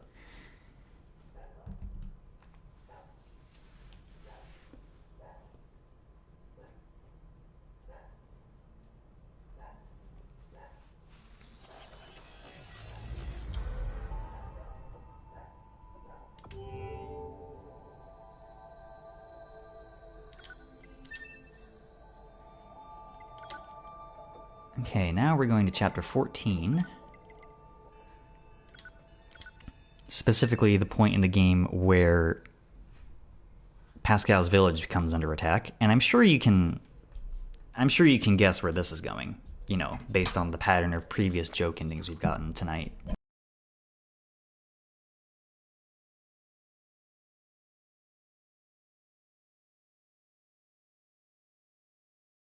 Right. Now I just have to bring this to Pascal. A2, can you hear me? Oh, perfect. Help, A2. I have the materials The you village asked me is to... in great trouble. The villagers are... Pascal! Pascal, are you there? What the hell is going on? Hypothesis. The valuable source of information known as Pascal has encountered difficulty. Proposal. Unit A2 should investigate Pascal's village immediately. I'm on my way. Nah. Don't feel like it.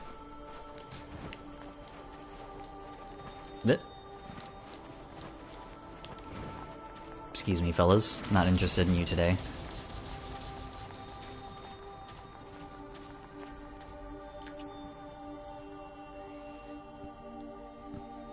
Running to the factory, or the amusement park, or apparently the back of the resistance camp is enough to trigger this ending. A2 suddenly felt like taking a little stroll. Though the walk gave her a sense of peace and fulfillment, Pascal's village had been reduced to rubble when she returned. Ending M. Break time.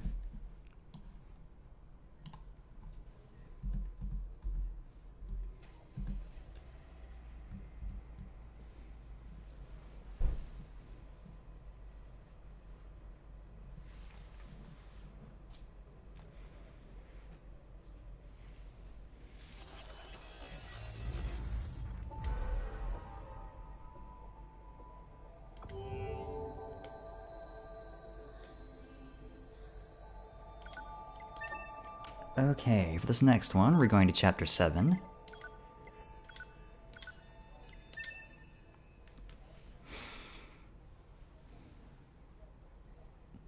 Tubi and 9S are asking Pascal about A2, who they just encountered in the forest. And Pascal's like, I don't know, never seen her before. And our heroes are like, okay, cool, I guess. So to get this ending, I'm sorry. We have to kill every single machine in this village. Don't kill. Stop. Do not kill. All of them. No fighting. No fighting. Don't kill. Don't kill. I'm sorry. Don't kill. Don't kill.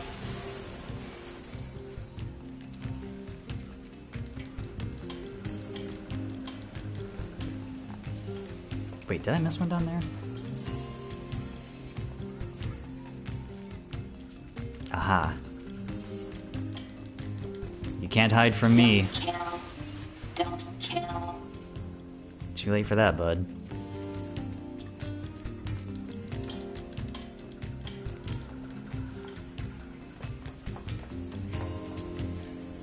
Oh, hold on. Still got a couple robots on this level. Do not kill. No fighting. No fighting. Yes, fighting. In fact.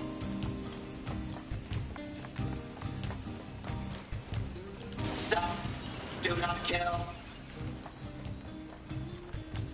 I'm sorry. This is ruthless. I'll be honest. Cold-blooded.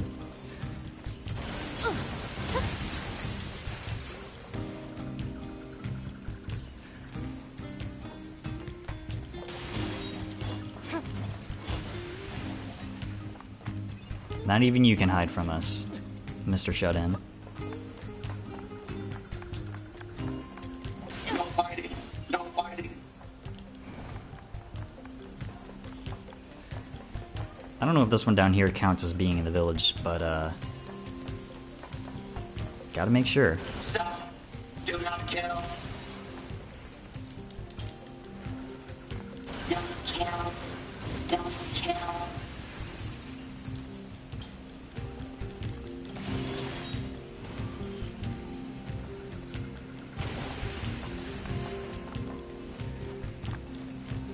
No fighting. No fighting. No fighting. No fighting.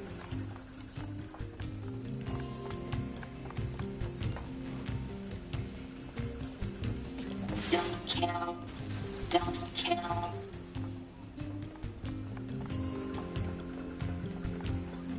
Stop. Do not kill. There we go. They're all dead. Yay!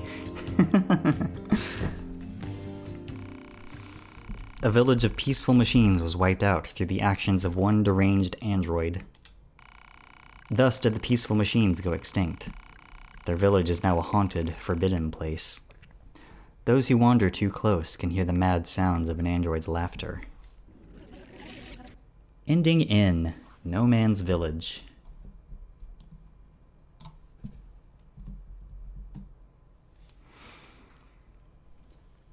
Excuse me, that was one of the more involved ones.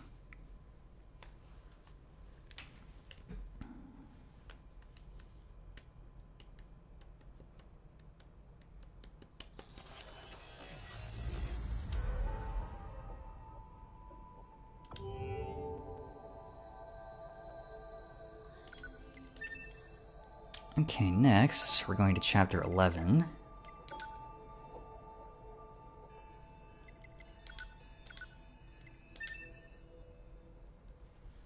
This is the point in the story just after Eve has been killed, and Yorha is launching a full-scale ground assault on the machines to try and wipe them all out.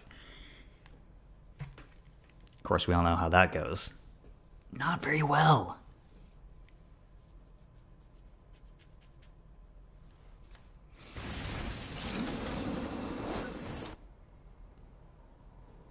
Instead of doing our duty, we're just gonna leave. The operation is underway, and a few squads have already engaged the enemy. Our orders are to function as a kind of guerrilla unit that provides support as necessary. I forwarded our squad's current positions to your map. You should head over there ASAP. Sounds good. No thanks. Alert. Exiting the planned operational area. I know, Pod. Don't worry about it. It's fine.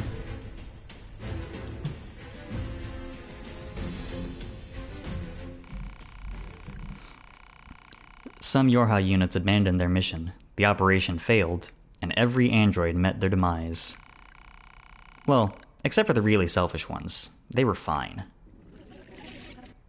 Ending O. Just you and me.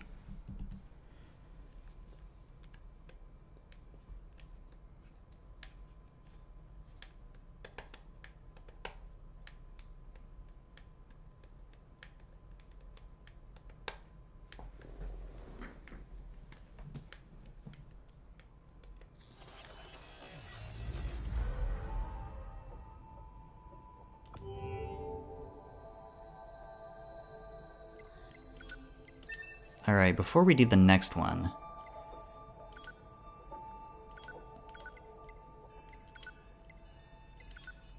I'm just gonna go back here real quick so that we can more easily look at more weapon stories. Yay! This time we're covering the spears.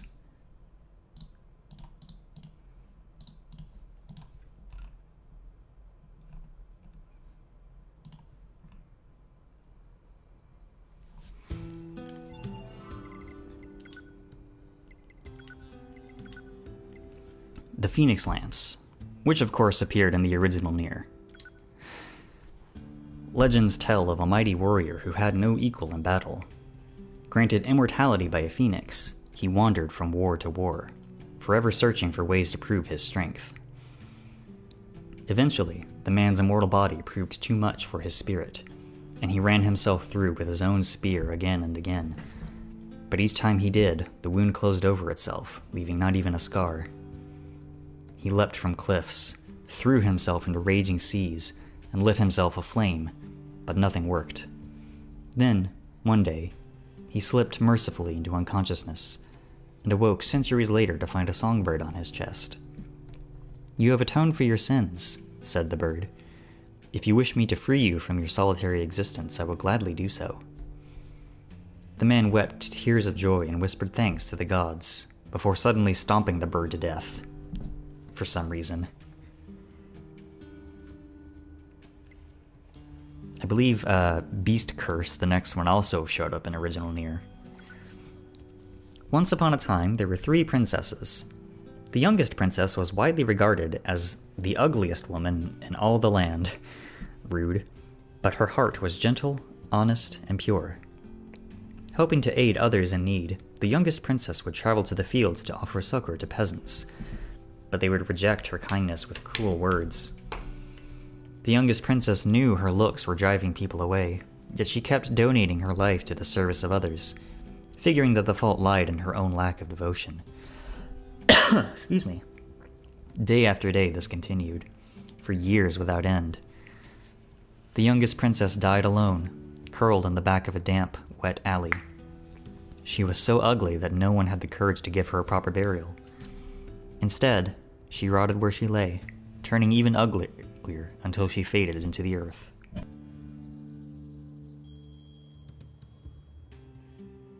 What a happy story. The Dragoon Lance previously appeared in the Drakengard games called under the name of Knight's Vow. I had a dream. A dream about the day we met. He was small. He was insignificant. He was weak. Yet he hated the world just as I did. I decided to aid him, and he did the same for me. Thus was our friendship born. It wasn't perfect, of course. Mistakes were made along the way. Still, we remained friends. The blue wind that caresses these grasslands has a pleasing scent. I bring my cheek to his and he twitches, almost as if tickled. Then I spread my wings and let him ride me into the skies above. I think this is talking about Kaim and Angelus from Drakengard 1. Interesting. The Spear of the Usurper also appeared in Drakengard under the name Robber King. In a distant kingdom, there lived 2 princes. The son of the queen consort was clever of mind but weak of flesh.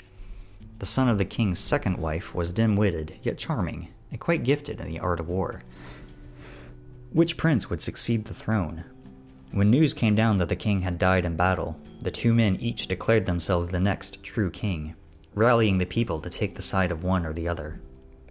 In the midst of this coronation battle, a 3rd man appeared claiming to be a prince. Bright, capable, and brave, he dispatched the 2 foolish brothers and went on to become a wise and just king beloved by all. Decades later, the king announced on his deathbed that he wasn't royalty at all, but in fact was the son of a commoner. Upon hearing this revelation, the people stormed the castle and hung their beloved ruler from the rafters. Brutal. One moment. Type 40 Lance. Hi guys, it's me, 42S, your favorite Yorha Squadron idol from North 12C Defense HQ. I'm here with the latest hot scoops from the front line, so let's get out there and do our best, alright? Go team! Hey ho, Battlefield buddies. I'm not gonna lie here, the current war situation isn't looking too optimistic. But we're expecting reinforcements from our orbiting satellite bases any moment, so don't give up yet. Glory to mankind. Mayday! Mayday! This is Publicity Agent 42S from North 12C Defense HQ. Is anyone listening? Our facility has been completely surrounded by machines. I don't know how much longer we can No broadcast from this channel. Welp. Next, the Type 3 Lance.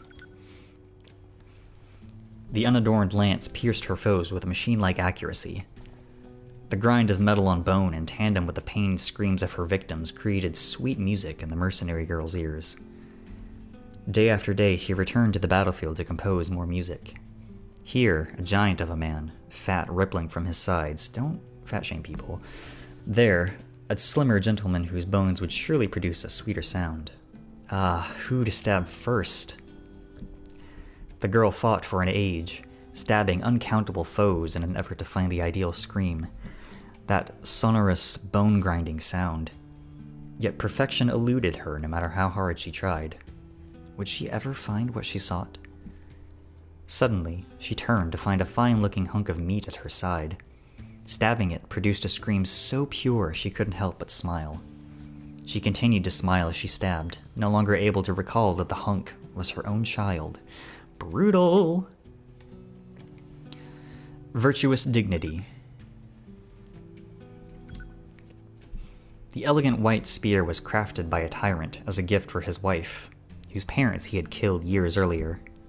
She slipped it under the bed they shared, then later used it to run him through 30 times. The spear's second owner was a courageous, bandit-fighting mayor. In her later years, her strength faded, until one night, a pack of young thugs surrounded her and took all that she had, including her life. Parl, shut up! The third owner was a greedy merchant who lived to swindle customers. Soon, she found herself shunned and penniless, and so decided to hang herself. The unused spear rested in a corner of her home as a decoration. The fourth owner was a meek young boy who wanted to aid his sickly younger sister. He gave all to this cause, including his very existence and that of all else in the world. I believe that fourth owner bit refers specifically to Brother Nier, which is interesting. Cruel arrogance. The dark, hideous lance was crafted by a beautiful female artisan. As people far and wide praised its design, the artisan's apprentice grew jealous and slew her, the lance itself soon vanishing into the mists of time. The lance's second owner was a puppeteer who crafted a clockwork doll capable of doing nearly anything. When he put the lance in the doll's hand, she lashed out and pierced the puppeteer's skull right between the eyes. The third owner was an infant prince who was gifted the lance by the Queen Regent. She died soon thereafter, and on the night of her funeral, the lance vanished from the infant's room, leaving behind only a tiny corpse in the crib. The fourth owner was a simple, honest man who wanted to aid his sickly daughter. He gave all to this cause, including his very existence and that of all else in the world. That, obviously, is Dad Nier.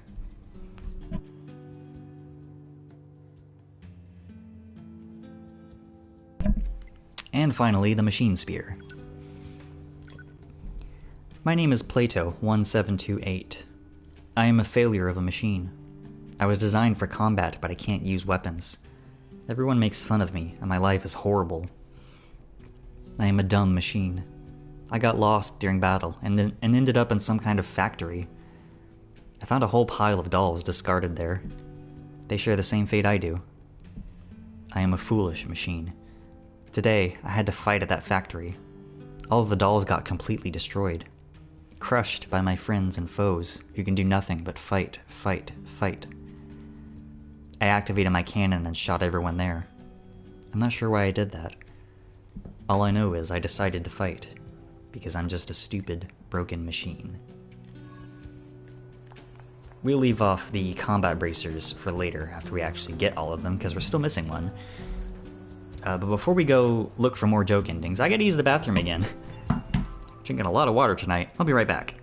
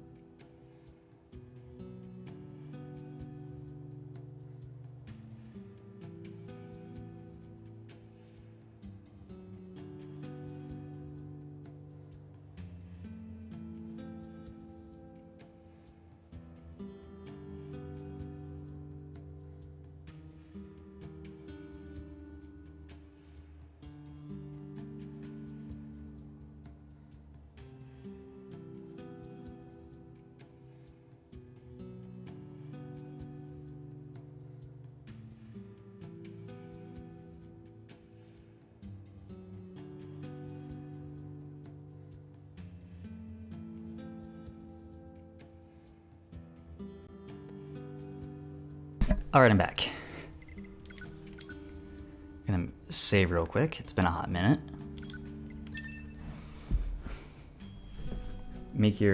Feel free to make your go piss girl jokes if you want, I guess.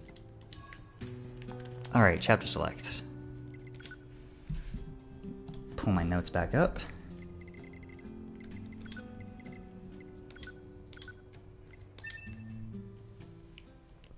At this point in the story, excuse me, actually.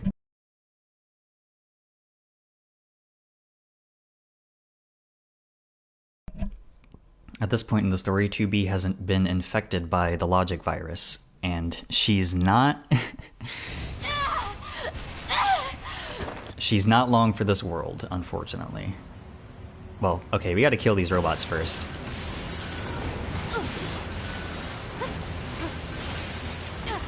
Alright. Alert. Virus infection detected. Proposal. Administer vaccine immediately.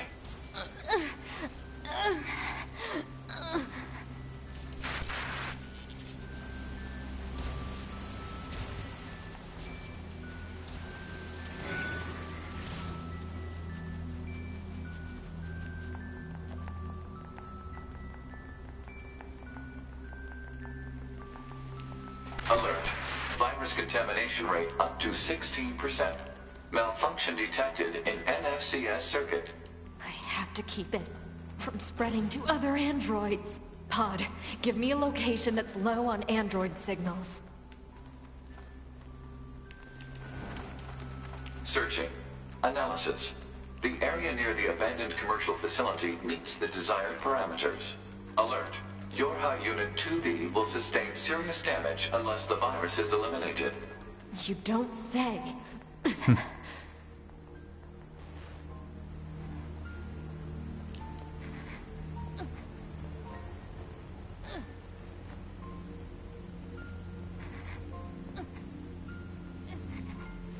Alert.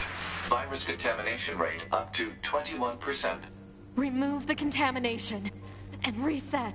Analysis.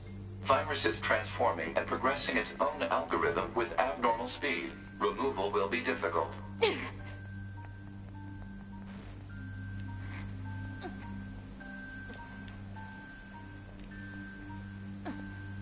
Right.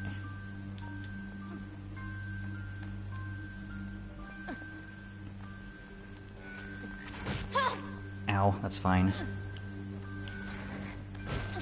Ow.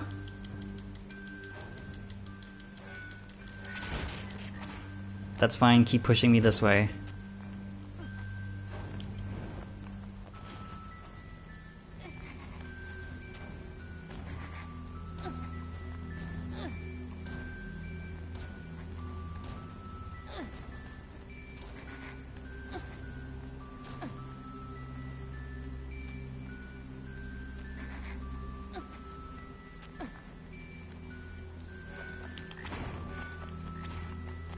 This gave me serious trouble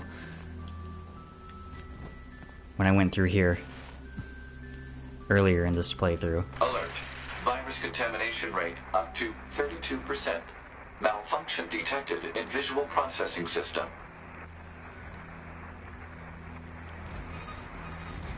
The Council of Humanity has a message for all of us fighting on the surface. Today, I have wonderful... Alert. Virus contamination rate up to 57%. Malfunction detected in FMCS circuit. Hold on, I want to see if I can make a save at this access point.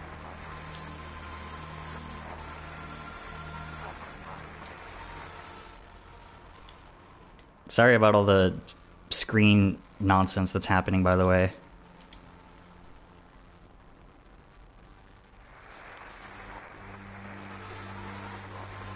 Wait, what? Why did that put me at the flooded city?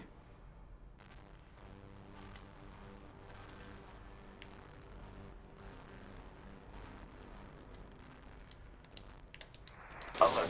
Virus contamination rate 70%. Hold on. Infiltrating system protected region.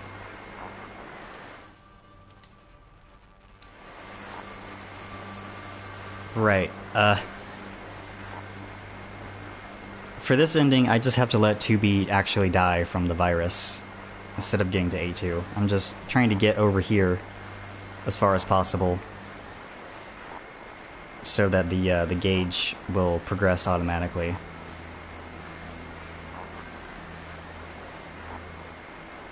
Sorry about all the shit that's on screen right now. You can look away if it's bothering you. It's kind of bothering me, to be honest, and I'm not especially photosensitive to things.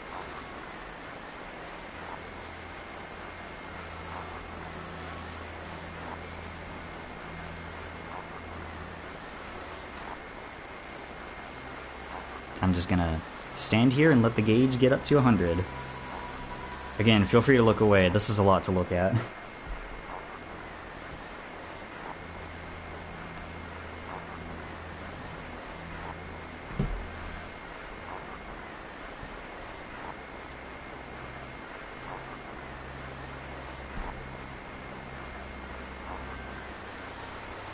Alert.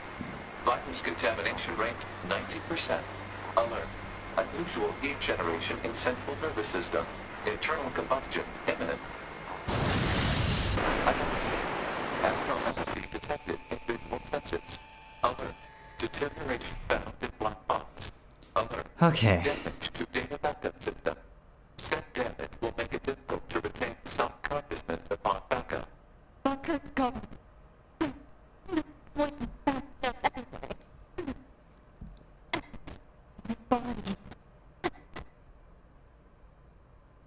There's still lots of chromatic aberration, but that's a lot easier to look at than the visual glitches earlier, at least.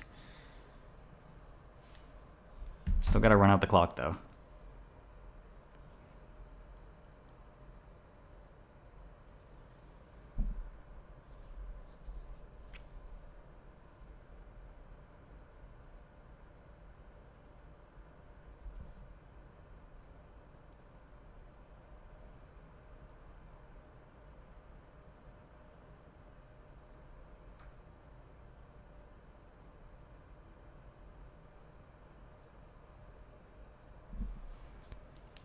And there we go.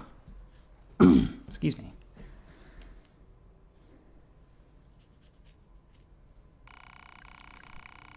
The virus reached 2B's central nervous system. She soon lost all sense of reason and ended up roaming the ruins until her power failed. Ending P. Corruption.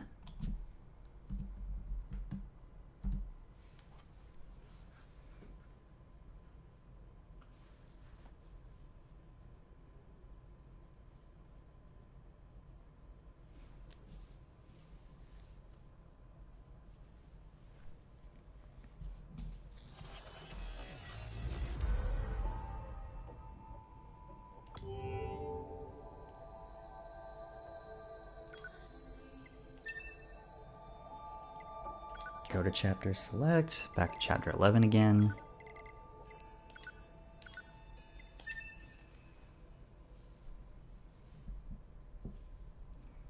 Do do do do do do do do do do do.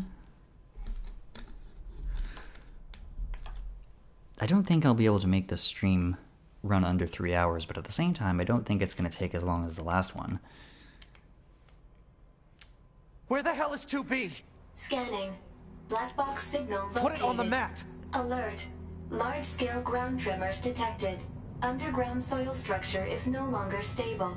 Cause is likely a high-magnitude earthquake. Proposal. Evacuate immediately. I'm not going anywhere! We are, in fact, going anywhere. Anywhere else, that is.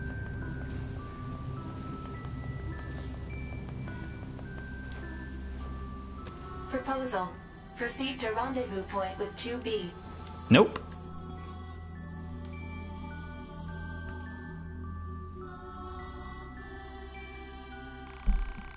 Linus suddenly lost interest in 2B. No one knows why. He just didn't care anymore.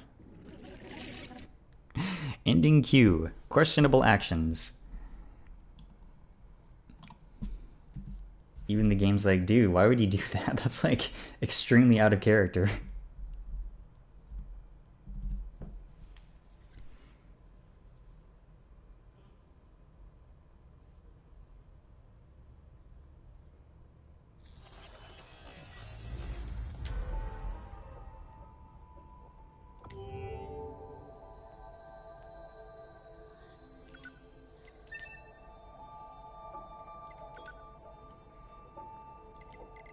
Alright, back to chapter 14.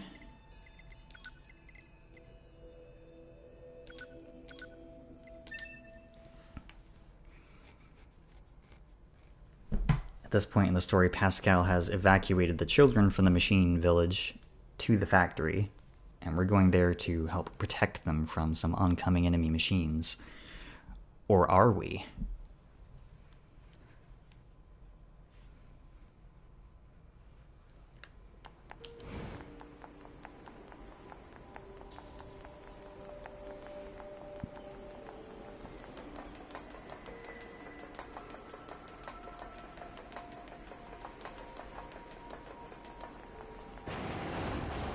Pascal, are you okay?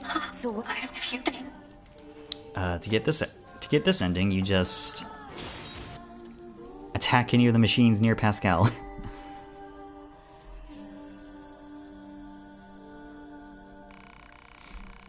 A2 had a bright idea that involved destroying every machine in sight. Pascal could only watch in astonishment. Ending R. Maverick. You know, like from Mega Man X?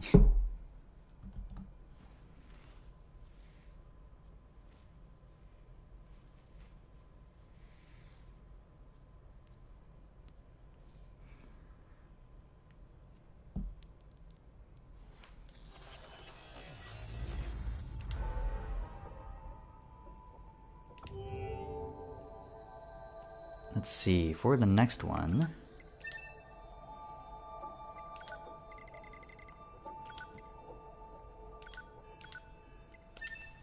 Going to chapter 17, as 9S attempts to enter the tower.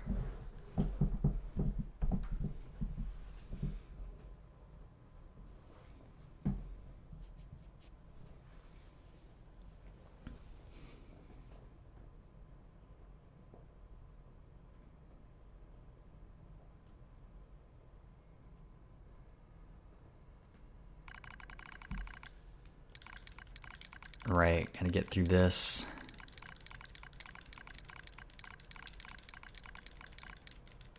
Physical check complete. Memory check complete. Maintenance mode complete.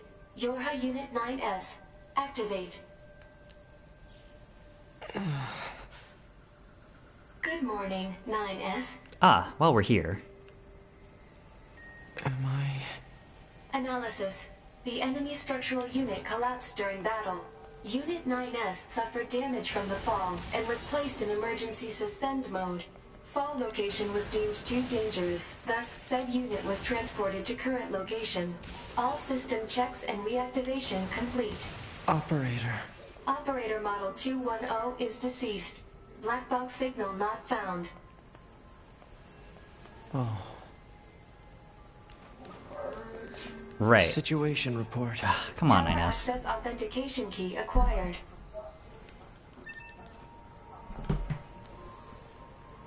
The required number of authentication keys have been acquired. The tower is now open for investigation. Good. Alright, so if you want a really excuse me, if you want a really easy way to get to level 99 in this game, here's a secret. You see the statue, right? You would think it's just a background object, but you can do damage to it.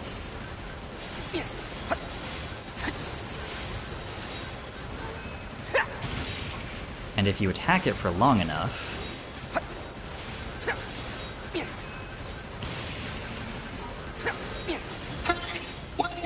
then it'll come to life. Die! Proposal. Defeat the giant machine lifeform. And just find an opening so I can hack it real quick.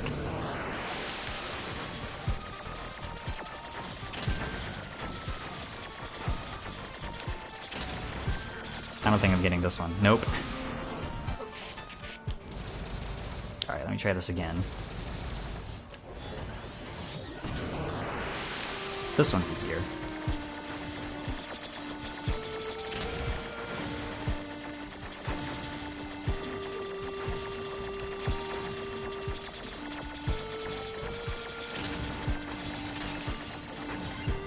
There we go. Enemy silenced. Threat has been neutralized. The, just hacking it gives you a ton of experience, and then destroying it on top of that, plus having an experience increase plug-in chip equipped, will give you enough experience for like 3 or 4 levels each time you reload this area and kill it. And the first time you kill it, it drops a power-up part L, which you need to fully upgrade your pods. And then anytime you destroy it in the future after that, it has a low chance of dropping another one. So it's like super easy to grind out levels. I started at like level 63 or 4, I think, and it took me like an hour.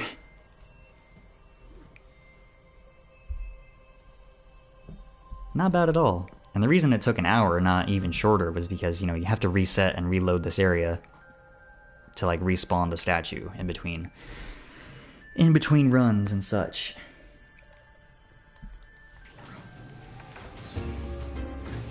Hi, Emil. We'll deal with you later. Alright, we gotta hack into this tower real quick to get this next ending.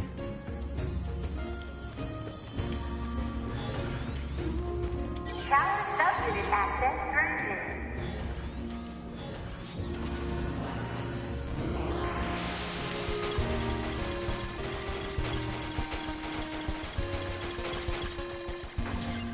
This shouldn't take too long.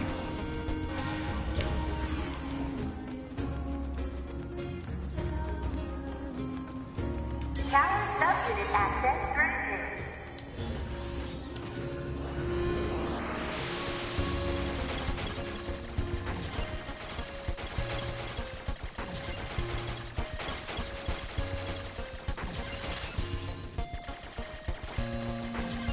That's 2.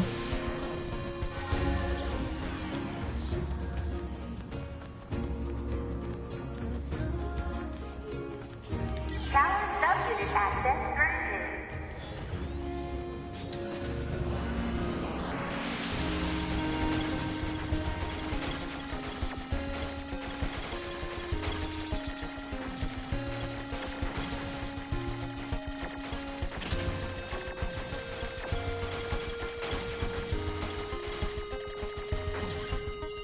And that's 3. Now to just hack into this one. Congratulations! You've unlocked all of the subunits. Hello, and thank you for choosing Tower System Services. We apologize for the Alert. Enemy caution level Yes, rising. yes, I know. Cause is most likely concerned over Unit 9S gaining access to tower. Out of my way! Damn it! They won't stop coming! Alert.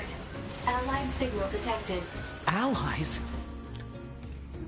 And then Devila and Popola show up. And now to get this ending, we just leave. Devila? Popola? What are you doing here? Remember your promise? What are you talking about? Come on, 9S. Hack in. No. We can't just abandon them. We If can and don't we do will. something, they're gonna... Bye. Alert. Leaving the zone of combat would mean abandoning the androids Devila and Popola. Uh-huh. Proposal. Hack into the main tower unit. Nope. Where? Damn. Looks like this is it. No. Bye.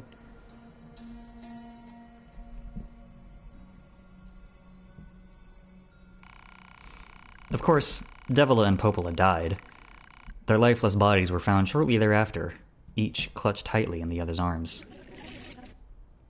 Ending S. City escape. Rolling around at the speed of sound.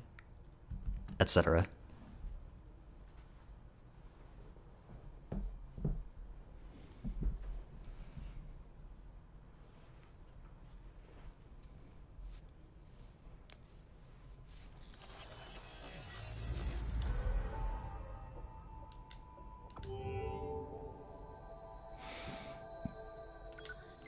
Alright, time to chapter select again, but this one, it doesn't really matter where we go. So I'm just gonna go here. Because this is also how you get the next one. Yeah, this one is like super simple and you can do it basically whenever. As long as you have access to the pause menu, anyway. That concludes our then they can't speak of your neck. You mean this now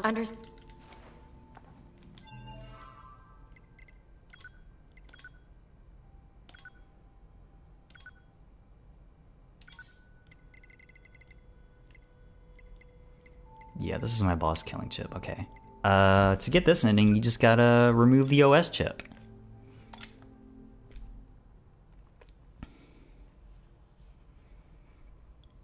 Again, you can do that one just whenever.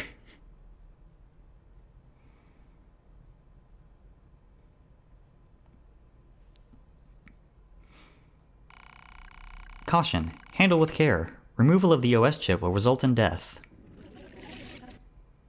Ending T. Fatal error. Simple.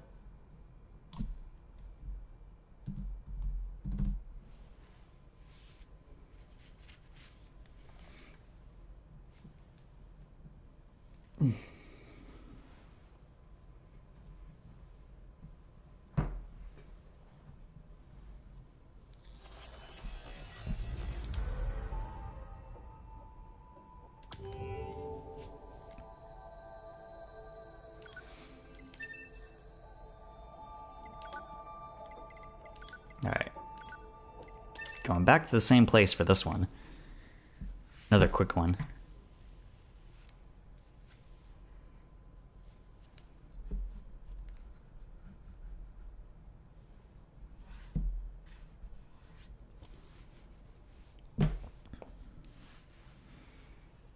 that conclude then they can't speak of your neck. You mean this now understand? So, if you click in both analog sticks, you'll activate your self-destruct program and blow yourself up. This does deal damage to enemies, but it also, like, basically kills you, or it leaves you in a near-death state. And there's no practical reason to use it, really. It's more of a lore thing. But if you do it while you're inside the bunker...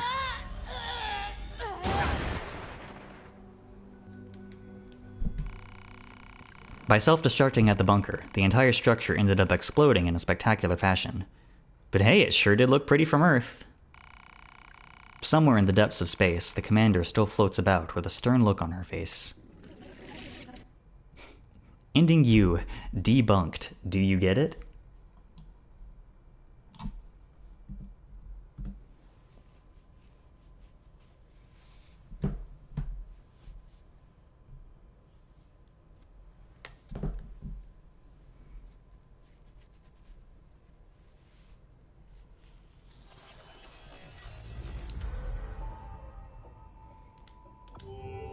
Let's see, alright.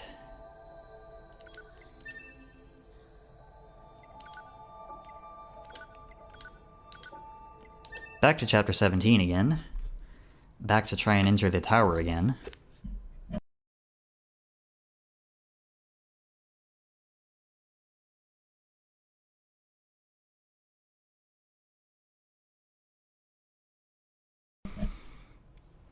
There's another joke ending here involving the tower and Devila and Popola.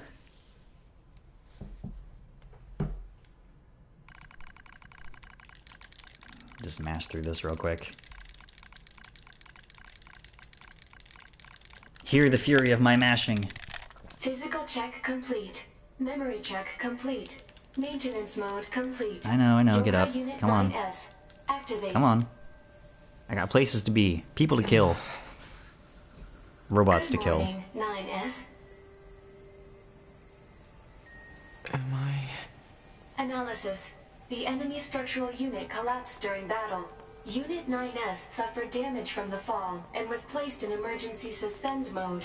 Fall location was deemed too dangerous, thus said unit was transported to current location. All system checks and reactivation complete. Operator. Operator model 210 is deceased. Black box signal not found. Oh. Situation report. Tower access authentication key acquired. Dun da da da. The required number of authentication keys have been acquired. The tower is now open for investigation. Good.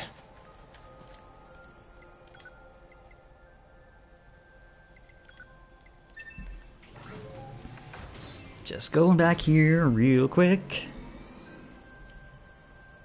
Shucks howdy, this is taking a while.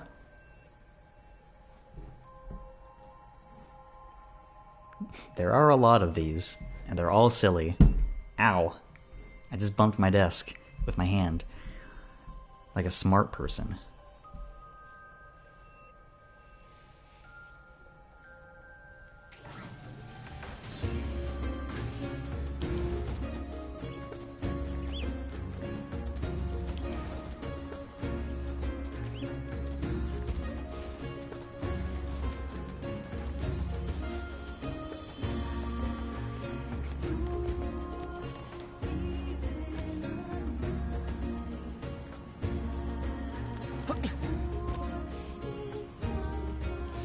Okay, just gotta hack these again real quick.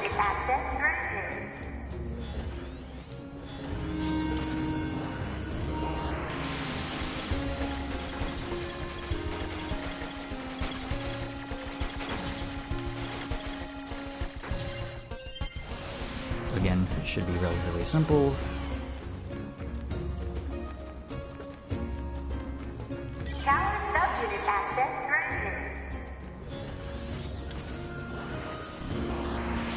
I wonder what a speedrun of this game looks like.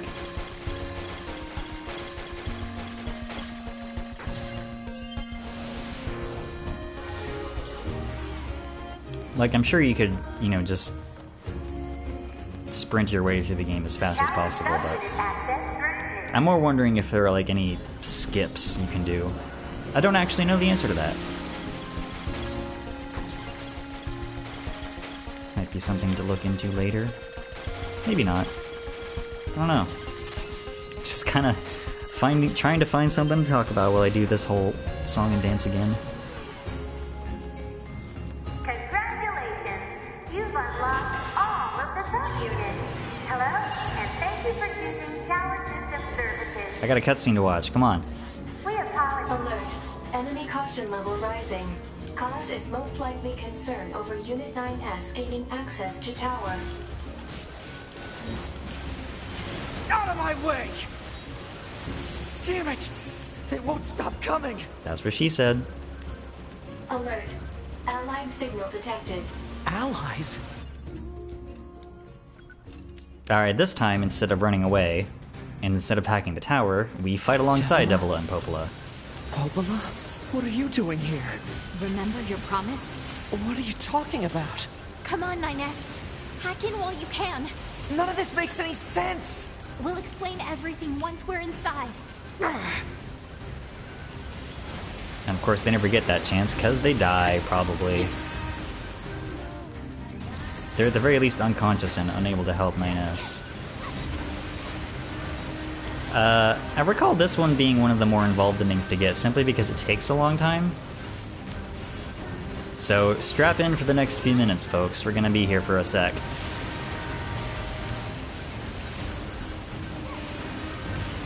We've got this, 9S. You just focus on hacking. Nah. So, what have y'all been playing lately? I've mentioned this earlier, but lately I have been playing the Trials of Mana remake. Having a great time. I am almost done with Kevin's story. I'm pretty sure I'm like right outside the final dungeon. I just gotta do that. Been having a great time. Kevin's really fun to play as. He is a werewolf monk, which is a character concept that caters specifically to me.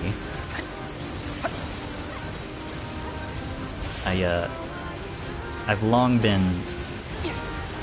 You need to hack the tower lock open. I've long been a huge fan of the monk archetype as expressed in video games. And also werewolves are cool, so, you know, both of those things in the same character, pretty good.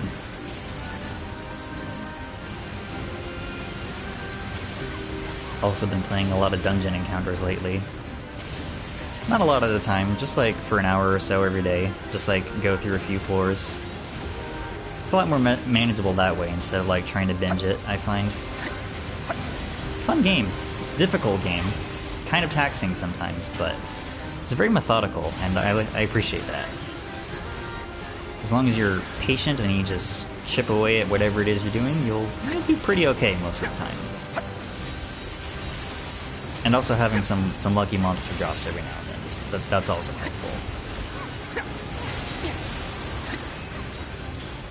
How many androids have how many robots have I blown up at this point? It's gotta be more than 100. Ow.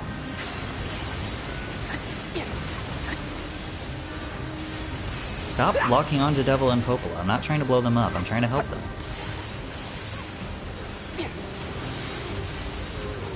How long have I been doing this? It feels like I've been doing this for like 10 minutes, even though that's assuredly not the case. It's probably closer to like 2 or 3, I would assume. Ninus, you must hack into the tower. We can't hold out like this. Don't tell me what to do. You're not my real dad. I'll do what I want.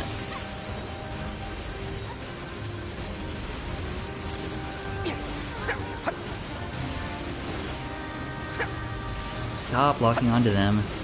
I want to blow up the robots. Not the nice android ladies.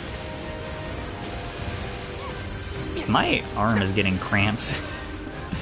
My hand is getting cramped from holding down R1 so long.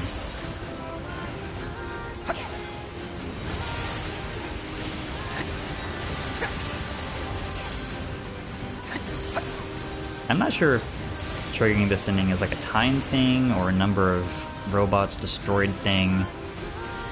I'm guessing it's the former, but I don't actually know.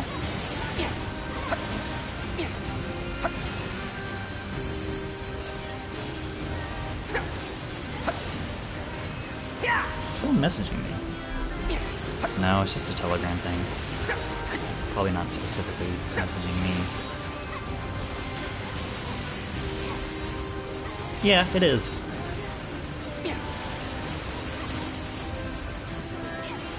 Kind of been wanting that, I guess, without realizing it, because in Trials of Mana and Dungeon Encounters both. I can't do this anymore. Okay, there we go. That took a while.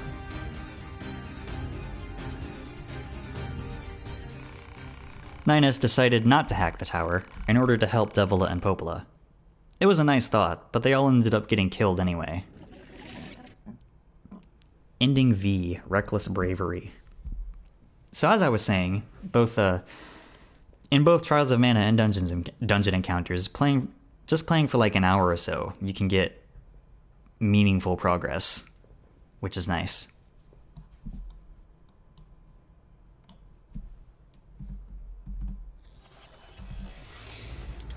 Okay, that was one of the more involved ones. Not the most involved one, you'll see.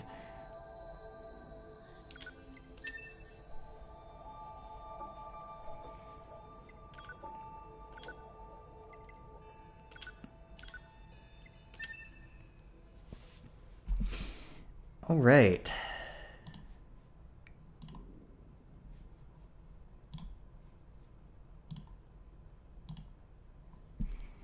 For this one, we're going back to the very beginning of the game. Everything that lives is designed to end. Can I skip this?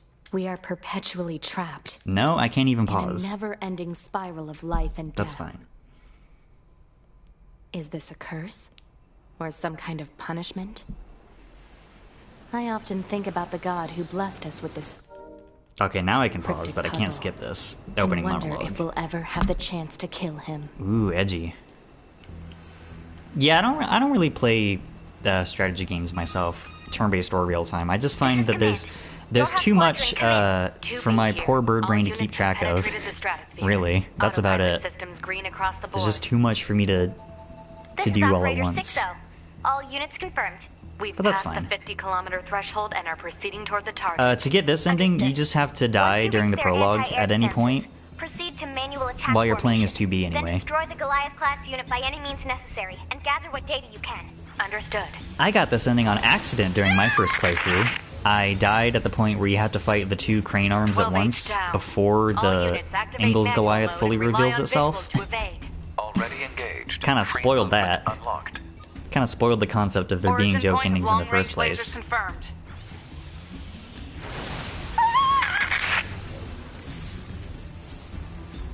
Oh, this actually might be a problem with the chips I have equipped. And I can't change what chips I have equipped while I'm in a flight unit. Alert. Enemy unit sighted ahead. Requesting permission to engage. Yeah, taking notes is helpful. Even if it's just like taking a screenshot with my phone. There we go.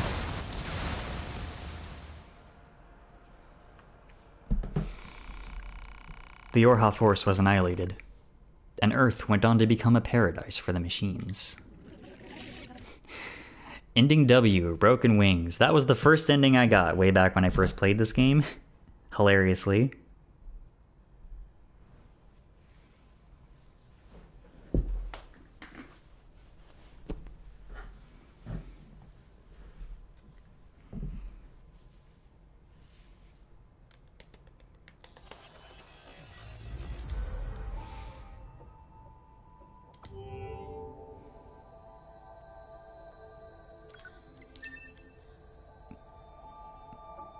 Alright, theoretically, if I just hit start game here, instead of chapter select, it'll take me to where I last saved.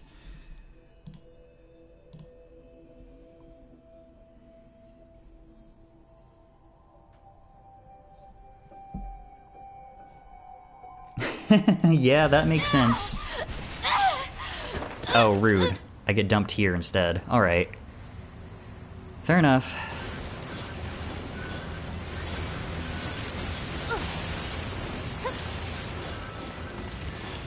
Alright. Alert. Virus infection detected. Proposal. Administer vaccine immediately.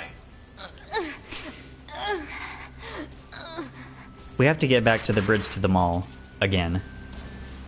But this time, instead of letting the virus run its course, we have to get to where we're playing as A2.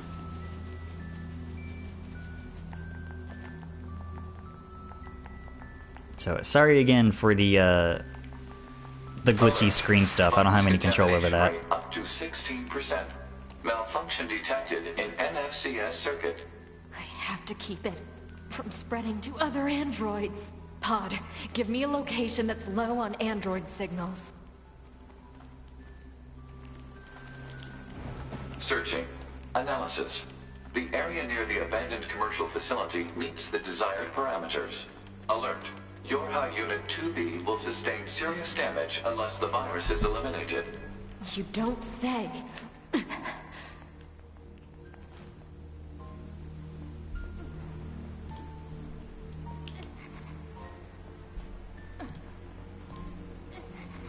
Come on. Let me sprint, please.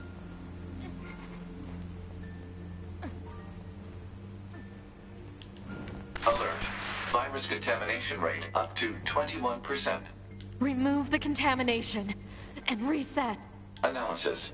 Virus is transforming and progressing its own algorithm with abnormal speed. Removal will be difficult. This is bad.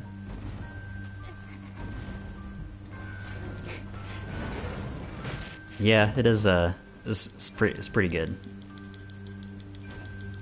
Get up, please. Gotta go up here.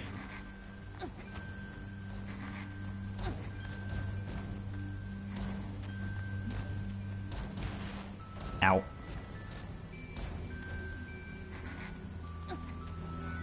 I cannot go any faster when 2B is in this running animation. Otherwise I would. Believe me. Stop. Don't get hung up on debris, please. Ow. Ow. That's fine.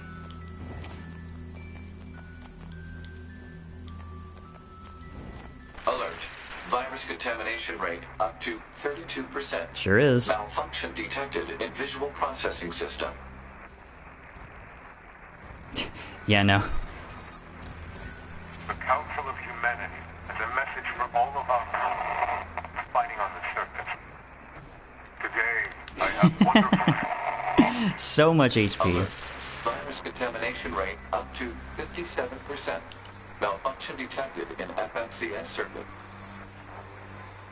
Yeah, the game scales normal enemies roughly to around where you are as you go through, but I think after a certain point it just stops doing that. Mostly. Alert. Virus contamination rate 70%. Infiltrating system. So like, just I have nothing to fear from these dudes.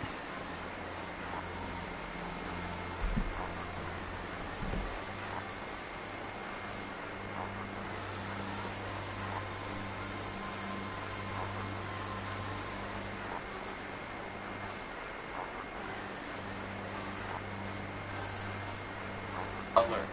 Virus contamination rate 90%. Alert. Unusual heat generation in central nervous system. Internal combustion imminent. Alert. Abnormality detected in visual sensors. Alert. Deterioration found in black box. Alert. Damage to data backup system. Step damage will make it difficult to retain self-consciousness upon backup. Backup gone.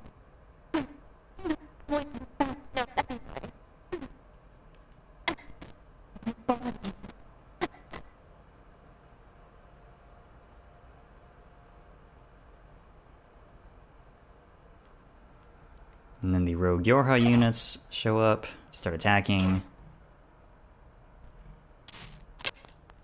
Skip this, and now when game hands control to A2, instead of helping 2B, we just run. We just leave. We simply vamos.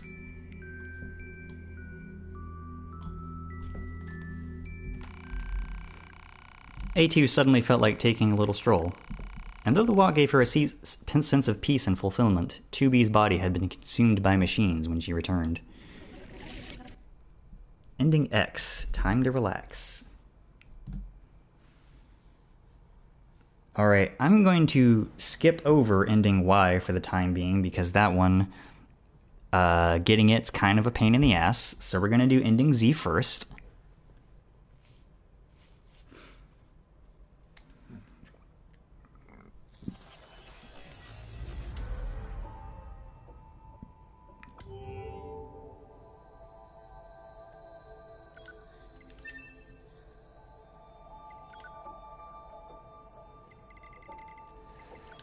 Alright, back to chapter 14.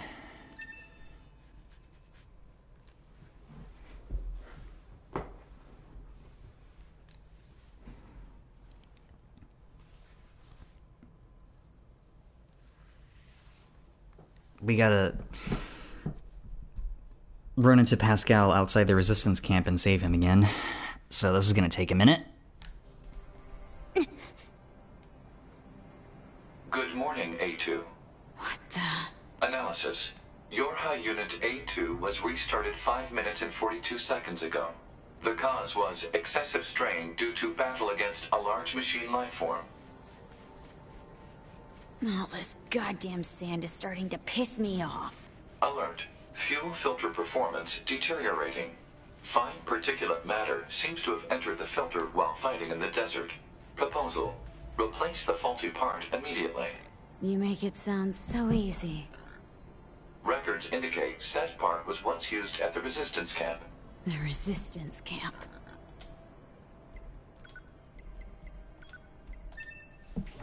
Teleport to the city ruins real quick.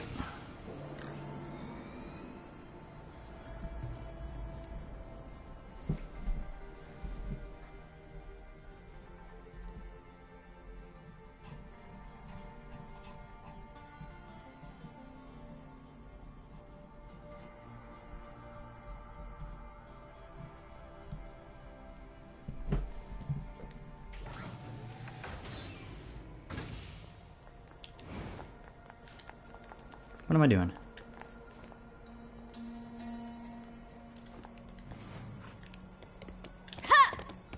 Let us take the Moose Express one last time. Bonk. Bonk.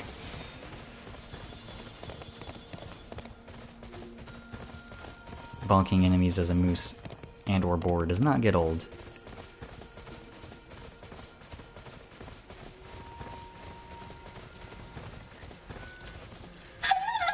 Help me! Are those machines fighting each other? There we go. Thank you so much for saving me. Hello. You're a machine too. Wait, please. I have no intention of harming you. My name is Pascal, and while it's true that I am a machine life form, I also detest fighting of any kind. Uh-huh. And machines don't have souls. They're just murder bots with a fancy name. They killed so many of us. And I swore to make them pay. I see. If that will save your soul, then so be it. So to get this ending, we choose to destroy Pascal.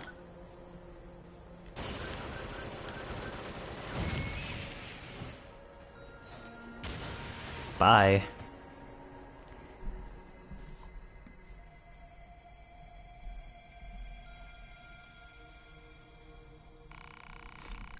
A2 destroyed Pascal.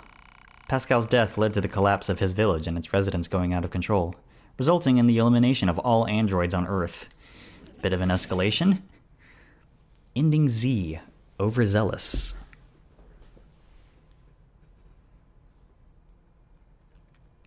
Alright.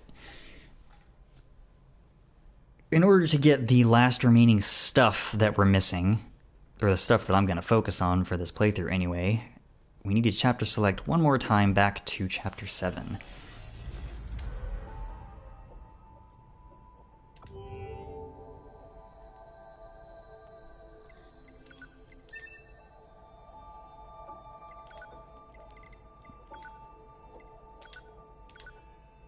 Nope. Have to specifically be playing as 9S in order to make this all work. I almost screwed up.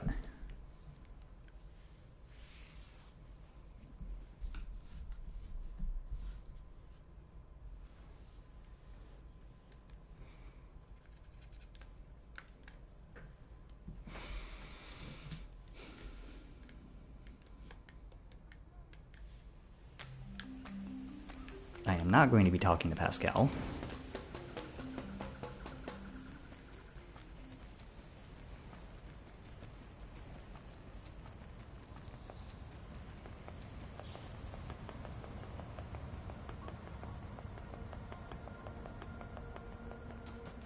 Instead, I'm heading over to the entrance to the desert so that we can interact with Emil.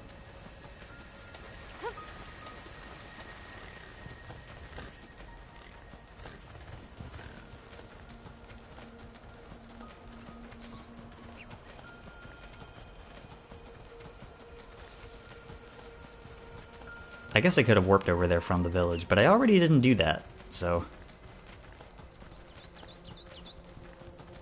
This whole string of events I'm about to do has a very limited window of time in which to do it. Proposal. Use pulp fire to force him to stop. Because you have to do all of this, like... In terms of the plot, this is all immediately after the whole Forest King stuff, but immediately before we go to the flooded coast and figure the endgame.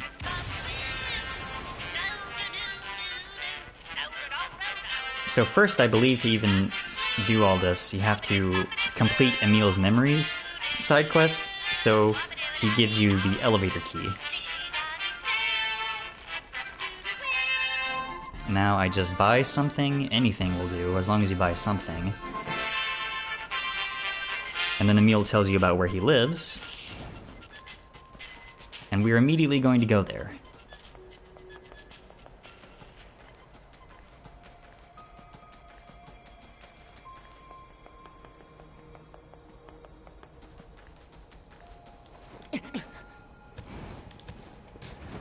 Oh, that's fine.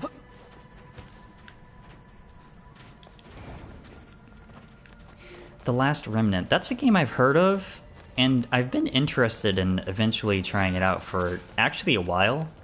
That game got a remaster a few years ago, didn't it? Did it come out? What all systems did that come out for? I've kind of want to look into that at some point. But anyway, tell me about the side quest.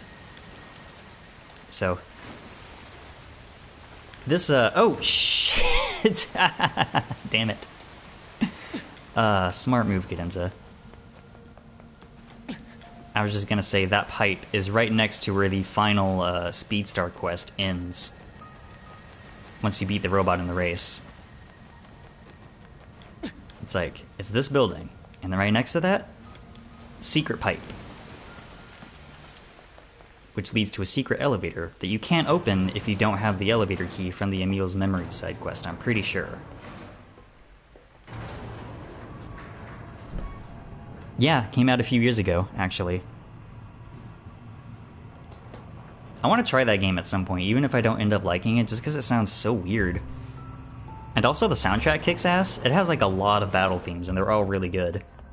High energy, like metal type stuff, which you don't hear in RPGs very often.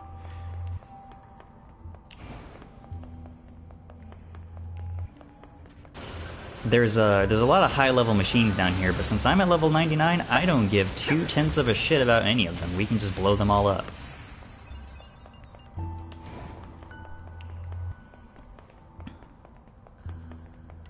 We just gotta keep following this cave for a while. The reason why will make itself clear eventually. Of course, given that we have to interact with Emil to even do all this, you might be already guessing where this is going.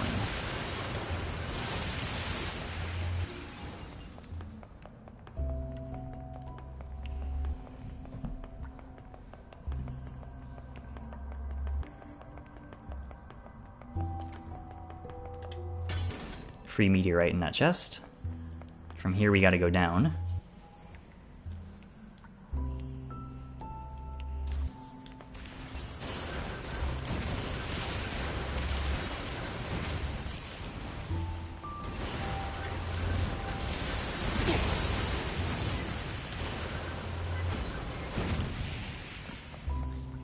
I believe there's only stuff over here and not anything critically important, so we gotta go further down.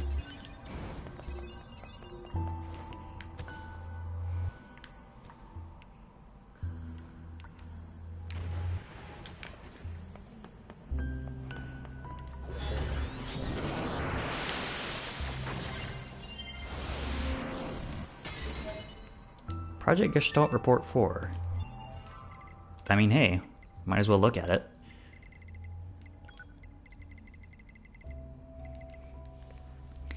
September 24th, 2026. Summary. A report has been submitted to the Prime Minister regarding the rampaging weapons incident that occurred at the National Arms Laboratory in June.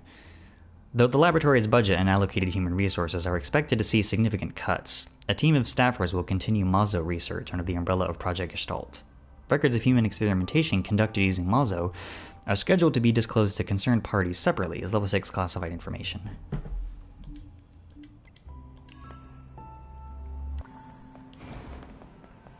I'm still following along with the Sidequest story, by the way. Just wanted to read that. There's various, like, pretty good consumable materials scattered on the ground, but I really don't care about picking them all up, because we've upgraded basically everything, except for the last combat racer.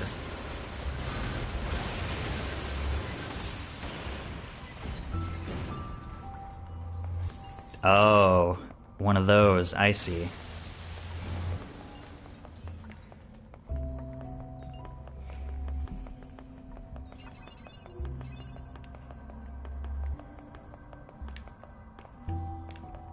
That elevator is a shortcut that will take us back to the surface, but we don't want to do that just yet.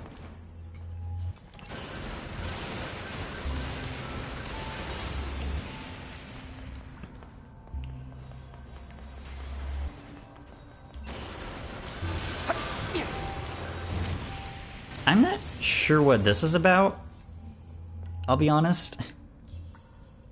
I don't know what this thing's deal is.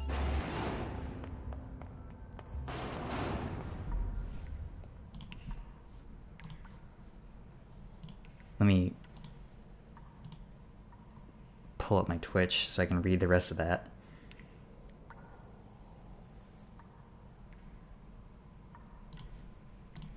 That's pretty obnoxious, but also kind of funny. Anyway, here's Emil's shack. Hypothesis. This is the residence of the inscrutable life form known as Emil. This is just where he lives. He hangs out down here. And like, it's pretty nice looking. There's flowers everywhere. You've got his theme from the original game playing in the background. There's a mailbox save point from the original game alongside lots of other junk. But more importantly, there's this item right here. Alert. Theft of physical objects may disturb the resident. Be that as it may,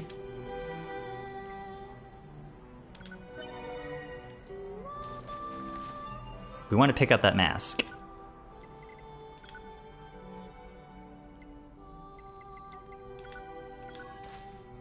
And now we can wear it on the side of our head.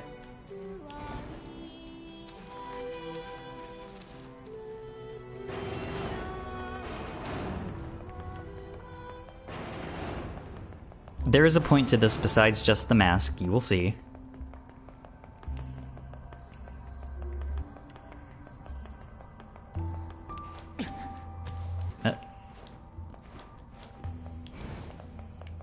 Now we want to take this elevator back to the surface and talk to Emil again. And I don't know if you need to buy anything from him a second time, but I do it anyway just to be safe. I tested this whole thing last night just to make sure I had the steps down pat properly.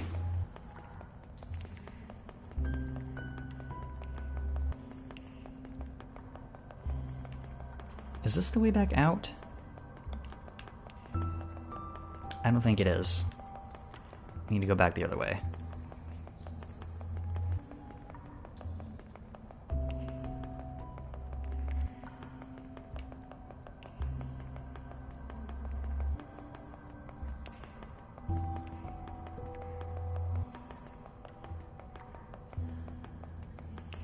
Here we go.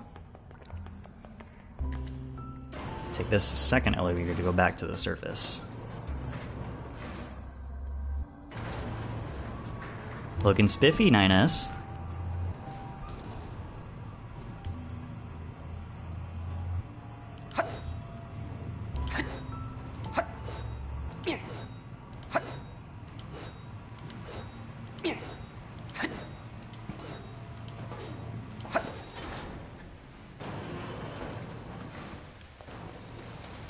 Alright. I think Emil will be over by the factory, so let's go over there. Check that just to be sure.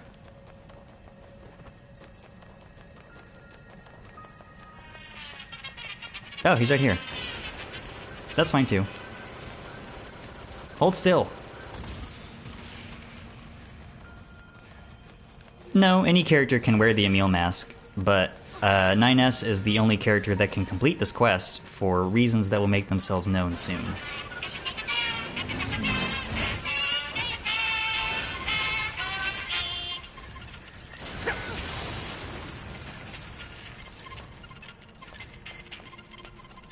Who else wants to fight me? Come on.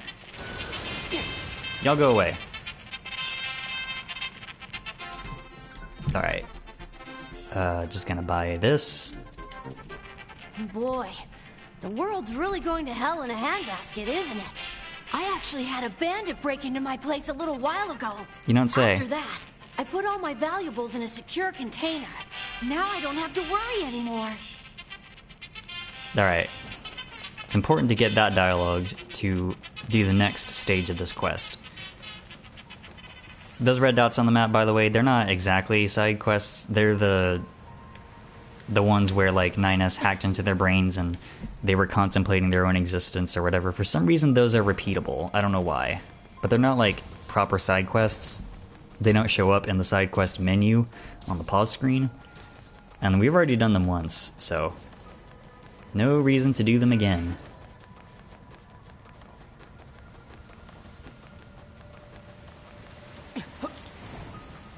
Now we gotta go back underground to Emil's house.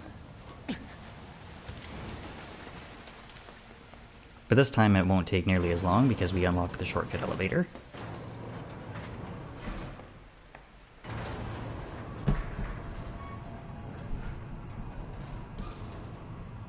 Do do do do do do do do do do do do do do do do.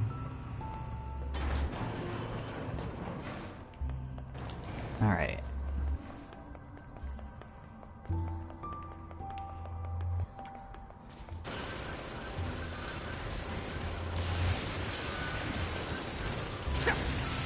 Shortcut elevator should be nearby. Here it is.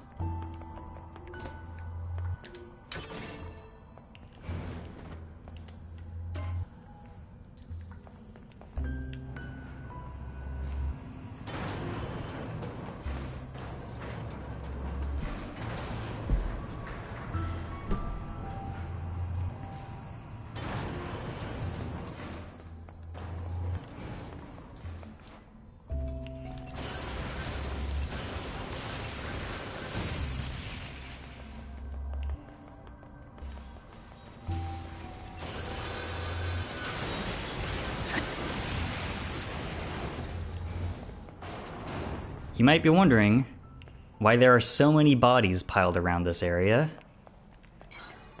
We'll find out soon. Now there's a locked chest here, and because it's locked, we can only do this as 9S. Just gotta hack it open real quick. And you get Emil's head.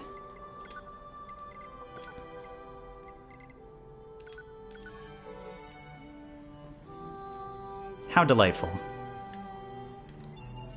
But I'm gonna put the mask back on.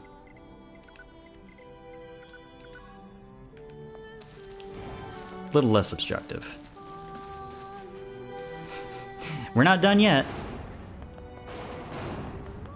So you were the bandit all along? You may be a cherished companion of mine, but you still must be punished. Secret Emil boss fight.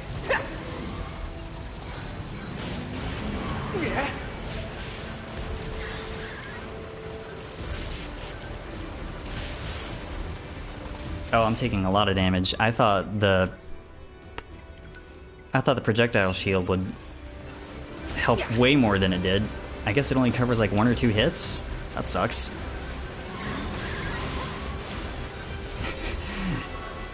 The main danger of this fight is the sheer number of projectiles he shoots out, but he can also do donuts on you, which does a lot of damage.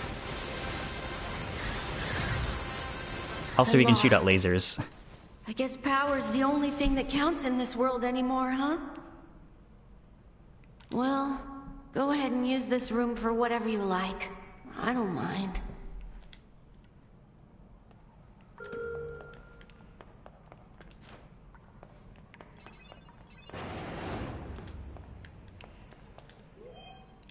Go. Yes, yes. I'll pick up your stuff. That's fine. Just need to get you out of the way so I can pick this up. So for defeating the secret Emil fight and making him sad, we get the Emil Head's weapon. It's the final combat bracer.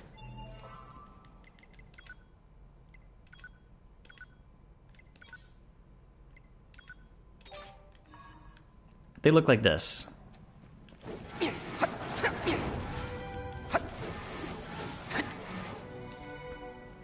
Once you fully level these things up, they'll play random. They'll like play a couple of voice lines from Emil, I think, which is funny. All right.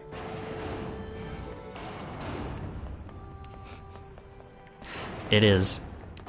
We're not quite done with Emil yet, though. Now that we have the last set of combat bracers, I need to go back to Masamune in the forest and fully level them up.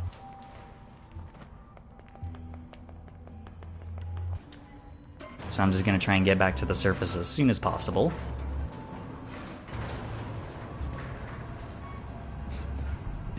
This whole thing is quite silly.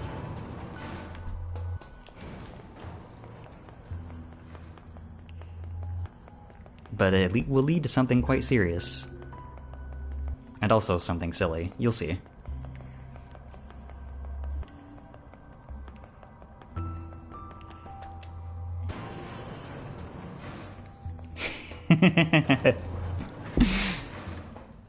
It's fine.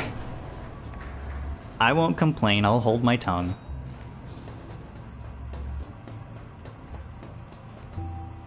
But yeah, Emil's at level 99, so if you aren't at least close to that, you'll die really, really fast. And even then, I almost died.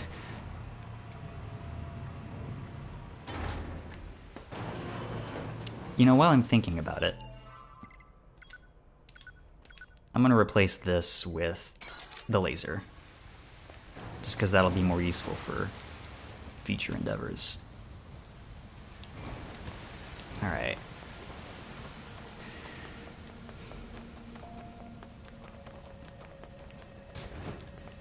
Back to the resistance camp so that we can warp to the forest.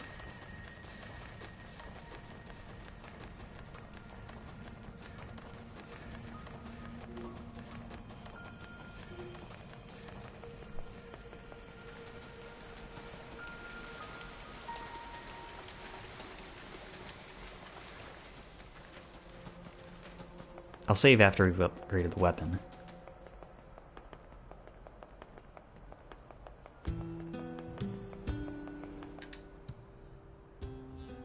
A quick save wouldn't hurt. Back to the forest royal chamber.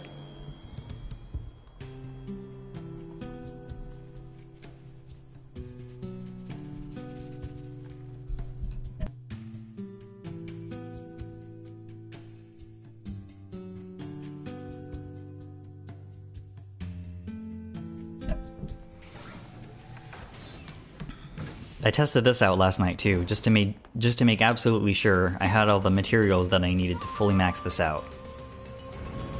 And I do, so I won't have to go grind any more materials on stream, which is nice. Overall, maxing out all the weapons in Nier Automata is a lot easier than in the first game, because after you complete the game and see either ending C or D, pretty much all of the shops will update their inventories to give you access to higher end materials that you need for weapon synthing. So as long as you have a lot of money, you can take care of all that nonsense pretty quickly, which is nice.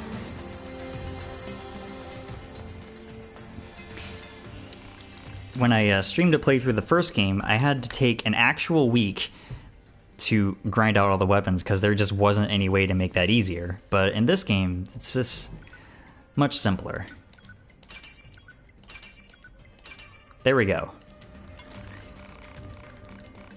Yes, yes.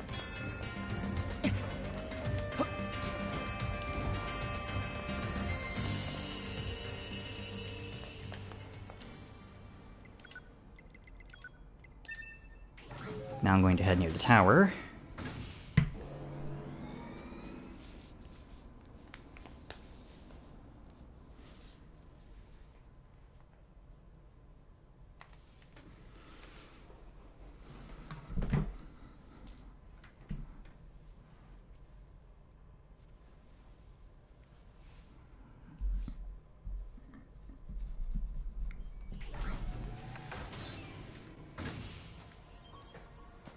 Let me check the map real quick. Yes, good. There's a side quest in the mall. Before we do that, it's time to finish reading the weapon stories, specifically the combat bracers. Combat bracers are a weapon type that is new to Nier Automata. I don't think there was anything like that in Drakengard 2 or 3, and there certainly wasn't in the first Nier, so these are all new to this game, I'm pretty sure. Anyway, the Angel's Folly. Once, there was a demon who held an affinity for angels. He dreamed of serving alongside them and their god, yet cursed the impossibility of it all. Then one day he came to Earth, bringing himself a step closer to heaven. An angel was sent to slay the demon. When the evil one saw his foe, he burst into tears and revealed his plan. "Please," the demon begged, "you must give me a set of white wings for my very own." The angel agreed to trade a set of white wings for the head of another demon. Overjoyed, the demon killed one of his own and plucked the head right off its still warm body. The angel then led the demon to heaven, where he underwent centuries of the cruelest tortures imaginable. Finally, the pain was so great that he lost consciousness, at which point his dark wings turned the promised shade of white. Demon's Cry. Once, there was a gentle angel who came to Earth to provide salvation for those in need. Whether it was curing illnesses, offering blessings, or cheering the sad, he was always there when needed. The angel, however, provided aid to sinners and non-believers as well, an act which was strictly forbidden. Each time he did so, a single white feather would fall away from his glorious wings. One day, the angel came across a young girl with an illness that pained her deeply, but he could do nothing to help the child, for all his feathers had long since fallen off. The angel cursed both himself and the cruelty of the world. The resulting hatred stained his body and his wings, turning them both black as night. Then, crying tears of blood, he brought his hands to the girl's neck.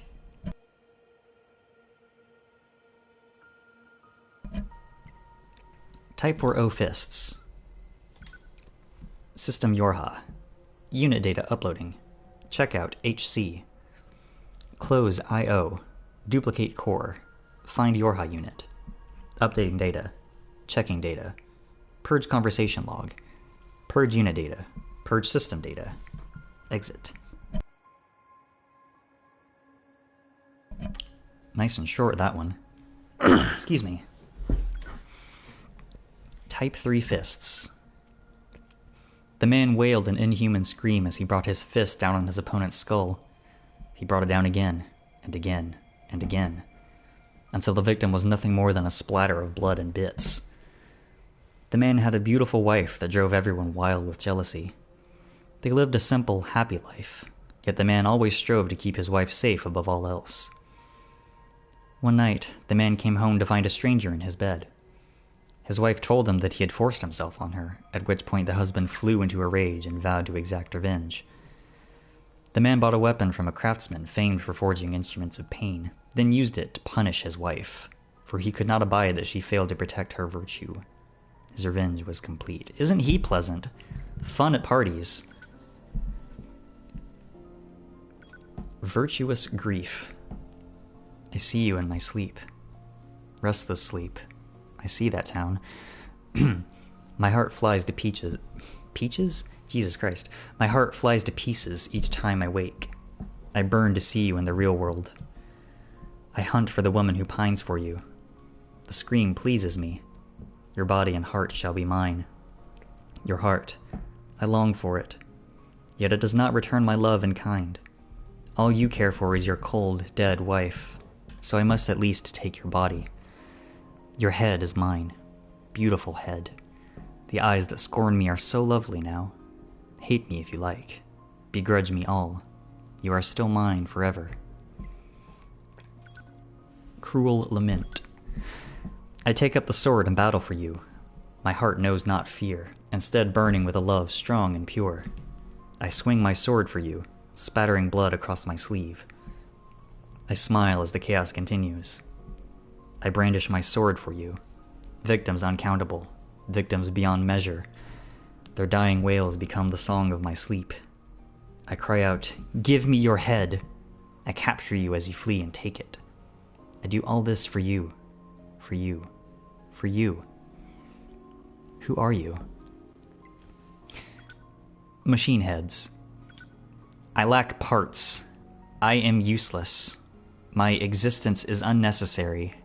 I tried so hard, Mommy. To the point, I guess. And finally, the Emil Heads. September 2nd, 12,422. I have confirmed that the machine lifeforms released by the aliens have reconstructed their network. I've started to see units with gravity controlling capabilities again as well. October 15th. I was spawned about a week ago, so I don't have clear recollections of anything before that. Say, I wonder where the original disappeared to all those millennia ago. December 14th.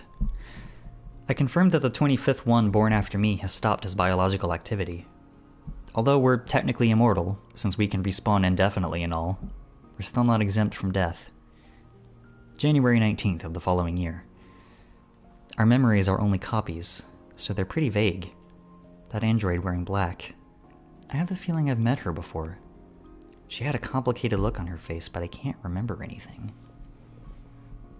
Interesting.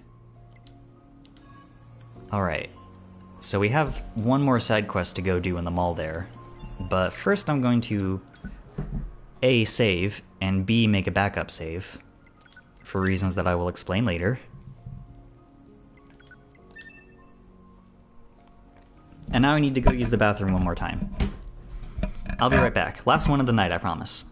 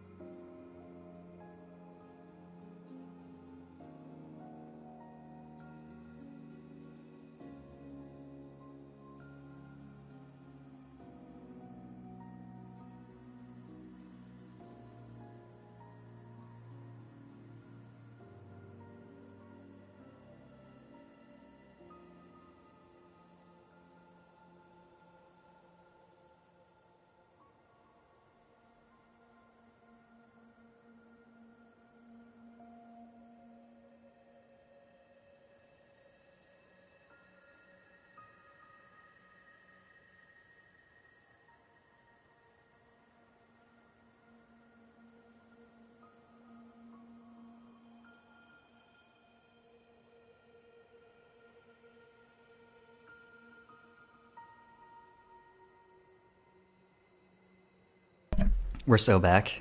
Time to go do one more side quest.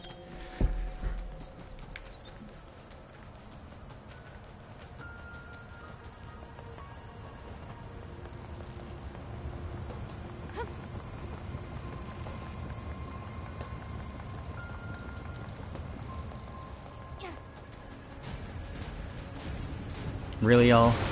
You picked the wrong android to fight. Go away.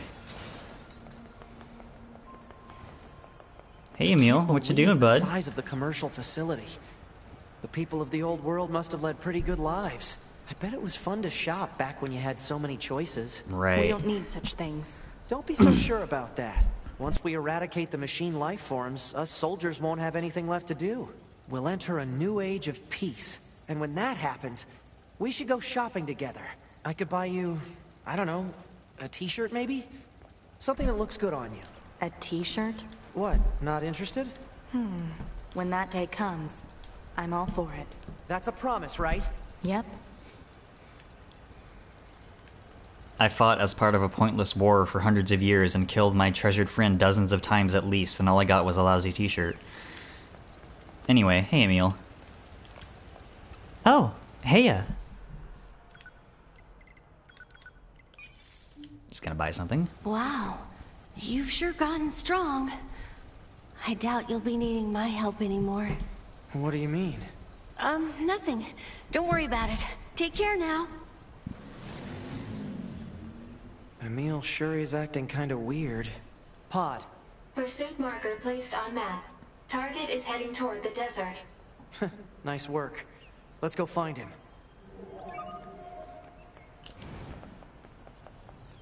So to reiterate the steps of unlocking this side quest that we're doing now. First you have to complete the Emil's Memories side quest. Then you have to defeat Emil in the underground cavern. And then, as a third requirement, you have to A, acquire every single weapon in the game, and B, level them all the way up to max. And then, on top of that, you have to complete the quest right now at the start of Chapter 7, because if you chapter select to a different chapter, your side quest progress resets. So you have to do it now. A very, very specific window of time that this whole nonsense is available. Anyway. Emil Boss! Hey there! Emil Boss! Thanks, friendo! Hey there! Step aside, please! Coming through! Just wanted to demonstrate the random voice clips that play when you use the Emil head weapons. Very funny. But I'm putting this sword back on for combat purposes.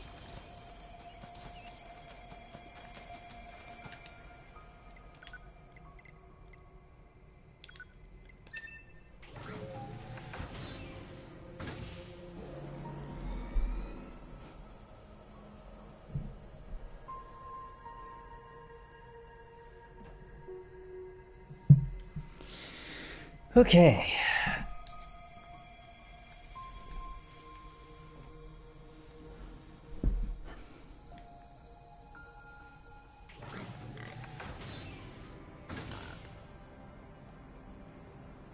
Alright, one more time. Let me just make sure I have everything sorted.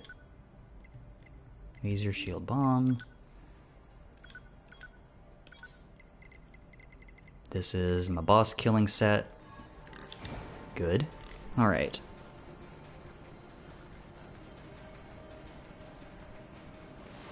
Excuse me.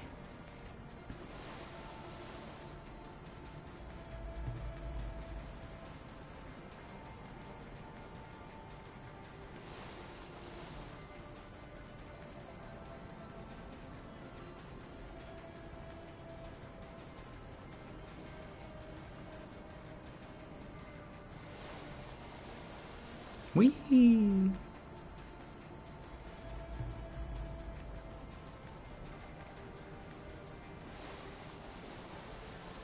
We're getting there.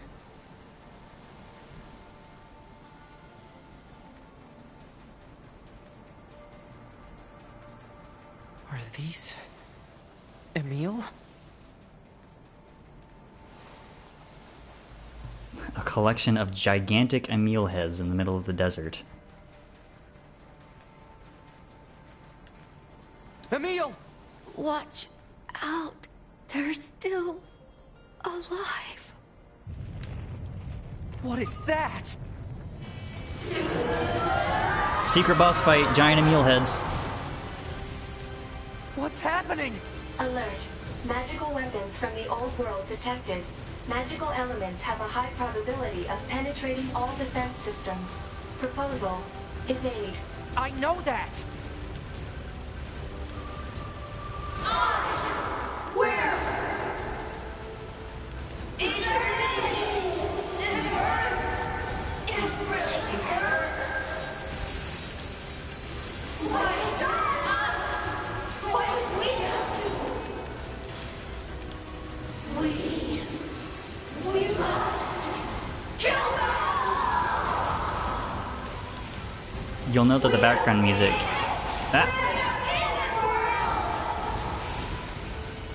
Alert. Elemental output of magical weapons has increased. I don't know how much more of this I can take.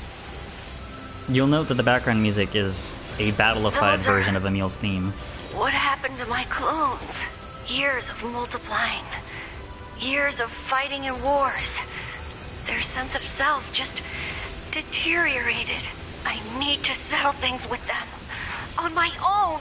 Stop it! You have to stand down!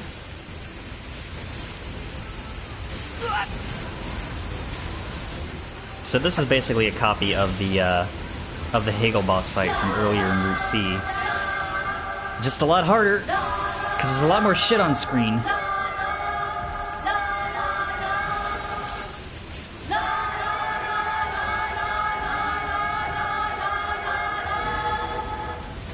This is why I'm at level 99, by the way. We try our best! In the rain, in the wind, in the storm! Even when our companions die, we kept fighting! But the eternal war, our eternal pain! The eternal pain! It freed us! It told us there was nothing of value to protect this world. The world had no meaning.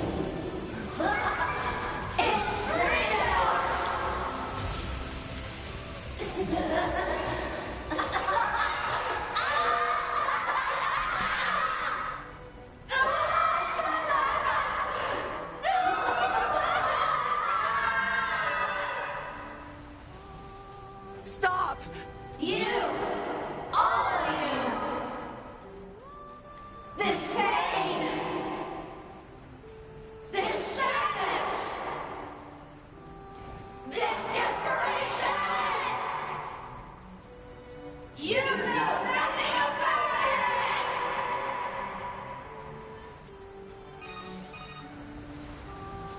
so? All of this is wrong. No matter how hard or how painful, they never gave up. They kept fighting because they believed they could overcome someday. Isn't that right, Kaine? Even if it's pointless, you still have to do it. Because this is the world my friend tried to save!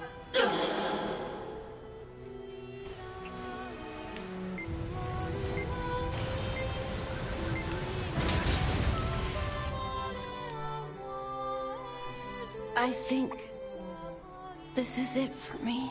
I can't believe I remembered something so important. Right at the end. Emil. I was running from the memories of losing those close to me. It was so hard. So painful. At the end, I did a lot of bad things to you, 9S. But now I get to see them again. Really soon. Hold on, Emil. We'll repair you and get you back to normal. Oh. Hey. There you are. I'm so glad. I got to see you all again. Emil.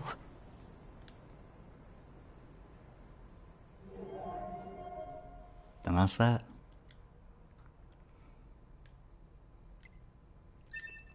Emil dies. Or at least this one.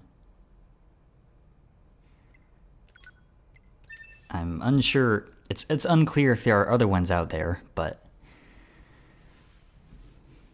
at least he remembered something important right at the end.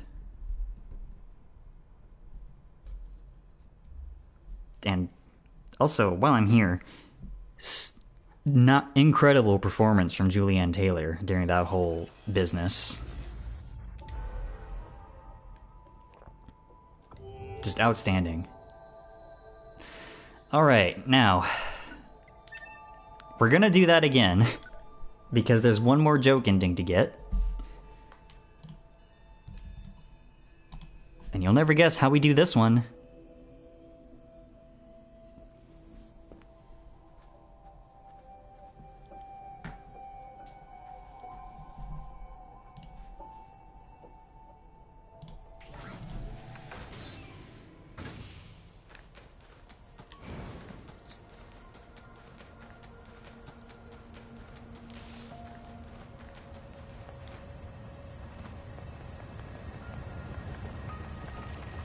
But yeah, that fight is way harder if you're not at level 99, or at least close to it. Because the Emil heads can pump out some damage. Who? Whomst? Okay, they're dead, whoever that was. That was terribly rude. I can't believe the size of the commercial facility. I gotta sit through this dialogue People again. of the old world must have led pretty good lives. I bet it was fun to shop back when you had so many choices. We don't need such things. Don't be so sure about that. Once we eradicate the machine life forms, us soldiers won't have anything left to do. We'll enter a new age of peace. And when that happens... Alright, I'm just gonna do laps around the meal. Together. I could buy you, I don't know, a t-shirt maybe? Don't mind me, buddy, Something just that getting looks some good on exercise in. A t-shirt? What, not interested? When that day comes, I'm all for it. That's a promise, right? Yep. Okay, good. Buy something. Wow. What? No. Pod. Alright.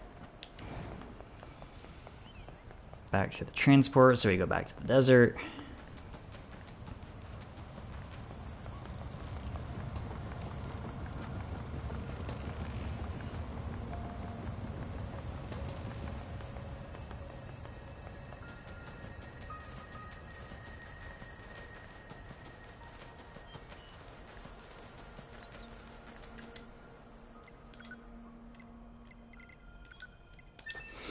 Back to the desert one more time.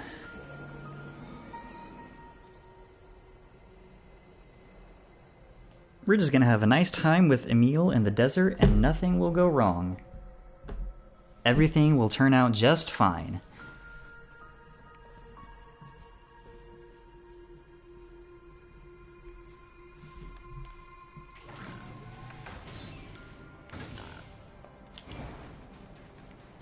Just gotta sprint our asses back over there for a full 30 seconds. You know how it is.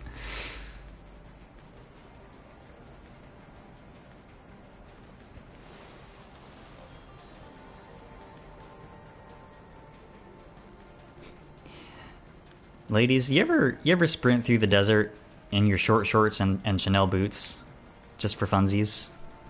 Is that just me? Is that just a me thing?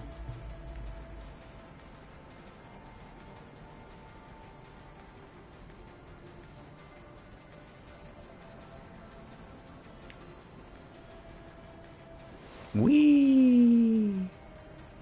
Wee!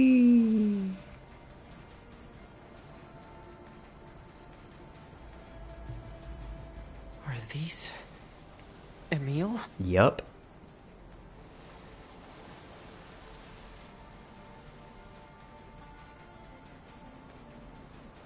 Emil! Waters. What is that?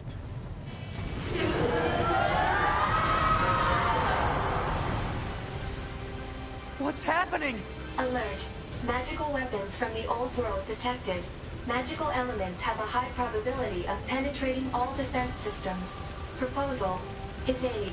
I know that! So yeah, we gotta fight this boss again.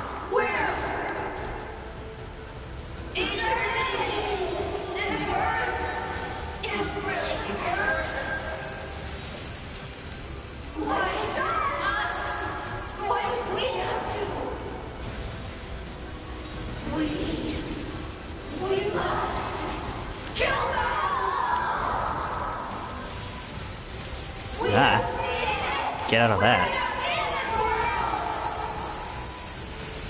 Alert. Elemental output of magical weapons has increased. I don't know how much more of this I can take. You'll be fine, Ines. We're at the level cap. Those are... what happened to my clones? Years of multiplying. Years of fighting in wars. Their sense of self just deteriorated. I need to settle things with them. On my own! Stop it! You have to stand down! Ah! It is hard to dodge so much shit happening all at once.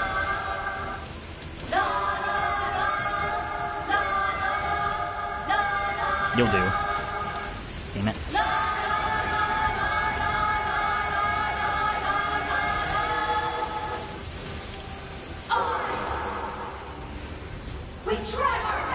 Two more, I think. In the rain, in the wind, in the storm. Even when our companions die, we kept fighting. But the eternal war, our eternal pain. The eternal pain. It freed us. Okay, there's one more. They told us there was nothing about to protect this world. The world had no meaning. Is there any more? It's freed us. I think I've got them all. Just gotta wait for this dialogue to finish.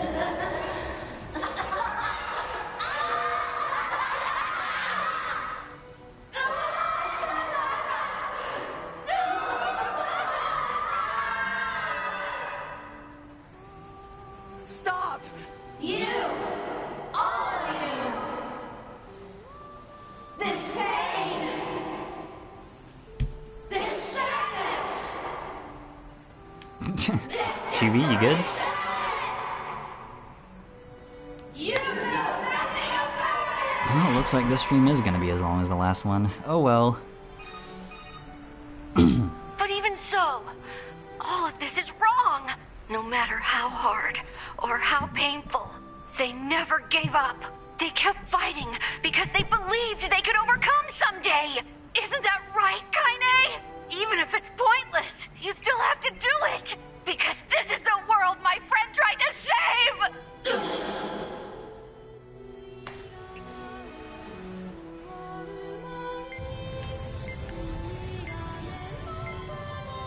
So instead of destroying the last Emil head, we just let it self-destruct for this ending.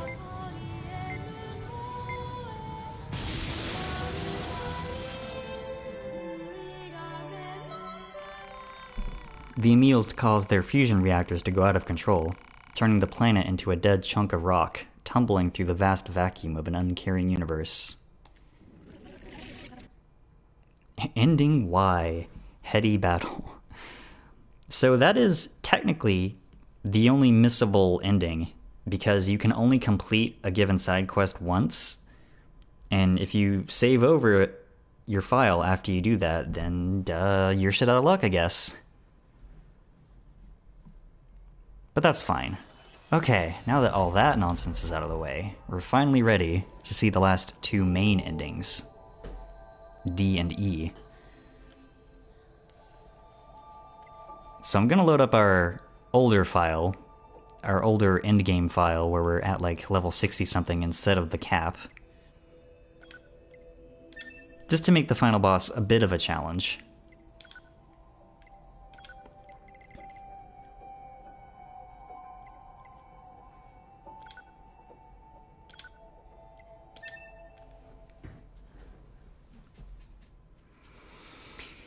Alright, stream is ending very soon after this.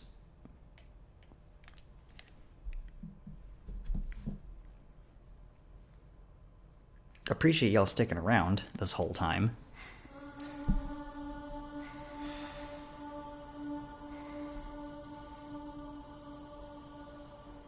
This tower is a giant cannon that's aimed at the human server on the moon. I'll let this play If out. we don't do something, all of humanity's remaining data will be destroyed.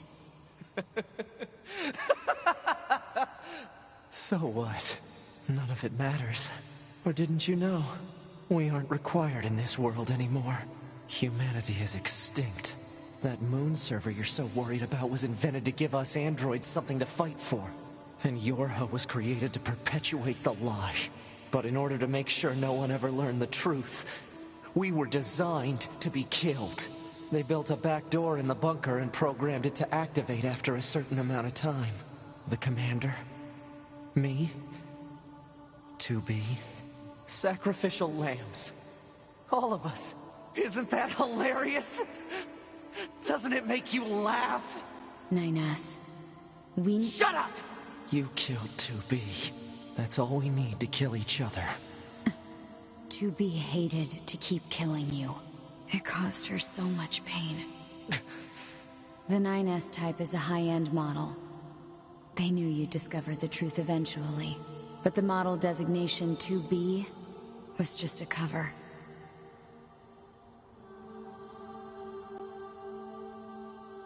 The official designation is 2E. Number 2 type E. They were a special class of members designed to execute Yorha units.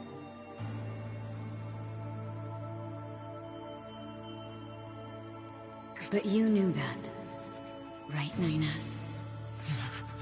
Shut up! Shut up! What do you know?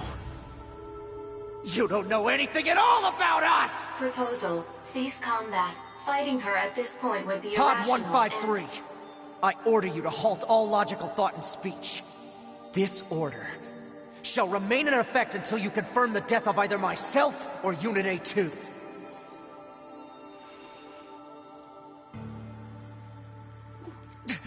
So last time we were here, we played as A2, killing 9S.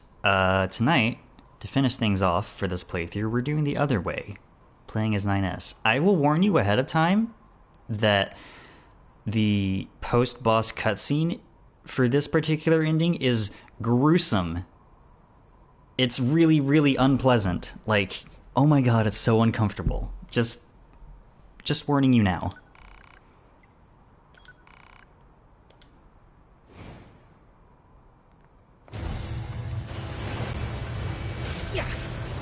It doesn't matter! None of this matters! 9S! But if it doesn't matter, why do I long for humans like this? Why do I desire the touch of something that no longer exists? It's how we were made. Androids were designed to protect their human masters. Our core programming demands that we... Shut up! Shut up! Shut up! Shut up! Fine then. I'll just destroy it. it all goes away, that'll solve everything! Damn it! So there wasn't really any battle dialogue at all when we played as A2, but playing as 9S, he's losing it thanks to the logic virus.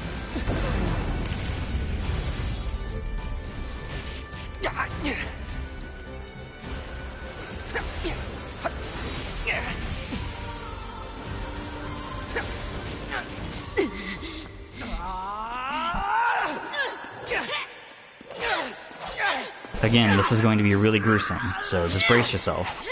Take care of 9S. 2B.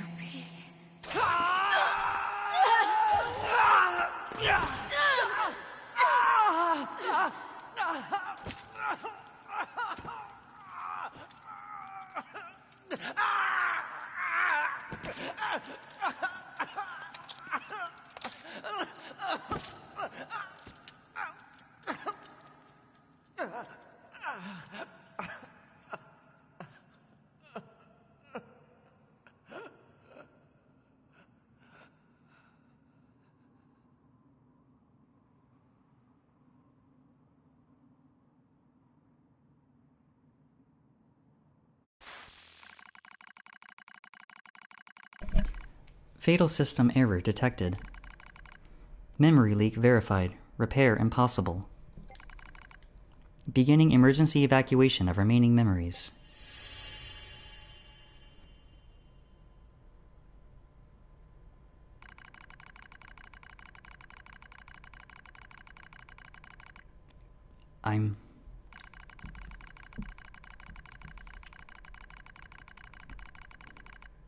My name is 9S. A newly manufactured scanner model. January 30th, 11,942. Rolled out at 4:25 a.m. bunker time. I will fight for humanity with all my strength. The pleasure is mine, Commander. I lie collapsed in a space of blinding white. The pain is gone. The light envelops me. It's so warm. I was anxious. A soldier from the moment I was born, thrown into the world alone. Nothing to rely on. No God to believe in. I was alone. Tasked with infiltrating enemy territory to gather intelligence. In the fog. In the flames. Alone. My name's 9S. I'm here to provide support. 2B came off as being rather aloof. Cold, even. She must have wanted to distance herself from me. I guess she didn't want to be attached to someone she had to kill again and again and again. But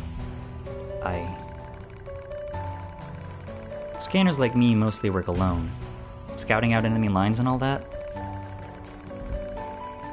I don't usually get a partner. It's kind of fun. I was so happy to be with someone. It was like I had a family. My damage worsens. I start to lose my memories. The space fills up with pure white light. It's like being buried in snow. Snow in summer, you might say. It's a little bit cold. It's a little bit frightening. Will my soul disappear? A dark fog clouds my vision. As it ebbs and flows in its slow, dreamlike way, it gradually takes human shape. It's the red girl. She slowly begins to speak. This tower is a colossal cannon built to destroy the human server. Destroy the server, and rob the androids of their very foundation. That was the plan devised by those girls. But they changed their mind. They saw us androids. They saw Adam and Eve. They saw how we lived, considered the meaning of existence, and came to a different conclusion. This tower doesn't fire artillery. It fires an arc. An arc containing memories of the foolish machine lifeforms. An arc that sends those memories to a new world. Perhaps they'll never reach that world. Perhaps they'll simply wander an empty sky for eternity. It's all the same to the girls. For them, time is without end. Adam and Eve are inside the ark. Eve is asleep. Adam holds him in a gentle embrace. He seems to be smiling at me. I try to look up at him, but my body refuses to move. It's like the damage has spread to my motor functions as well. "Will you come with us?" asks Adam. The question was completely free of malice. It seemed I no longer had a reason to hate machines. Maybe I never had a reason in the first place. What have I been fighting for? Who have I been living for? I don't know anymore. I try to speak my mind, but the words don't come out right. My thought routines are losing cohesion. I can't remember my name.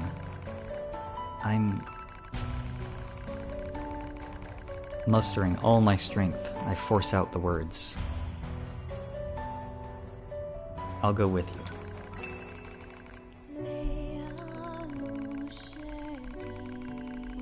We Yorha have no right to remain in this world.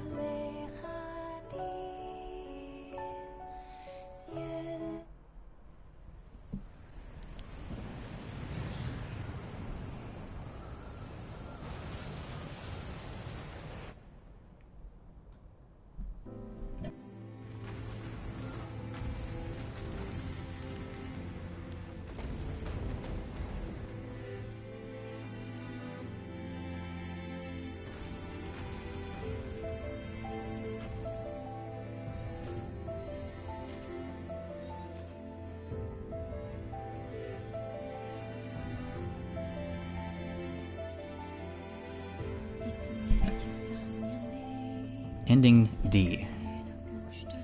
Childhood's End.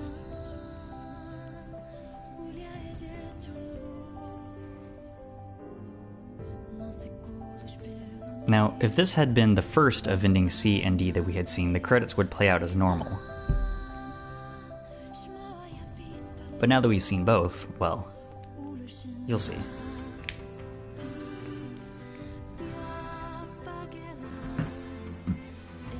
Report. All Yorha unit black boxes now confirmed offline. Our mission to oversee the progress of Project Yorha is complete. Proceeding to final stage of project. Commencing deletion of all data.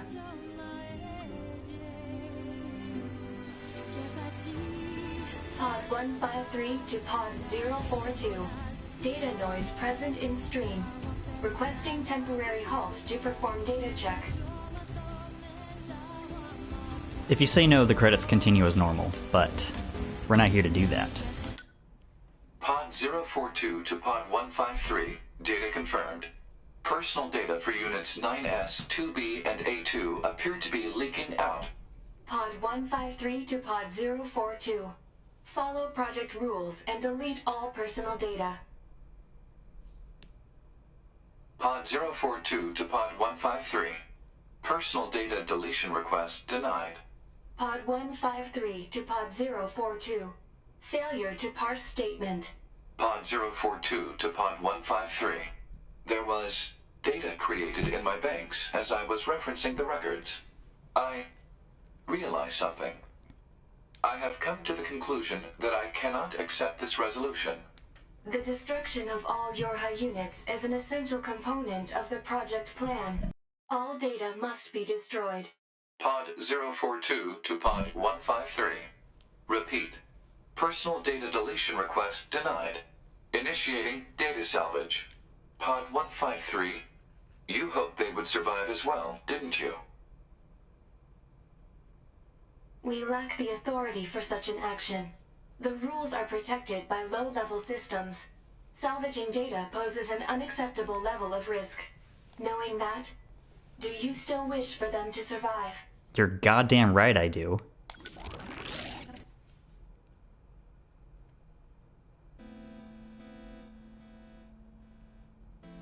Ending E. The end of Yorha.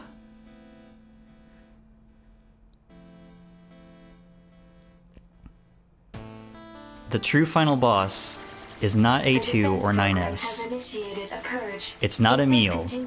Our consciousness data will likely be deleted. It's the fucking end credits. Pod 153. We were created to execute the android's Project Yorha plan. We had no capacity for emotion. But when we six were connected and exchanged information, something happened. I cannot deny the feeling of something resembling consciousness and emotion being born. Unable to reply. Perhaps we now understand that not everything has to have an answer. By the way, this isn't trivial, it's actually pretty hard. And if you're not playing online, it's even harder for reasons that will make themselves clear eventually.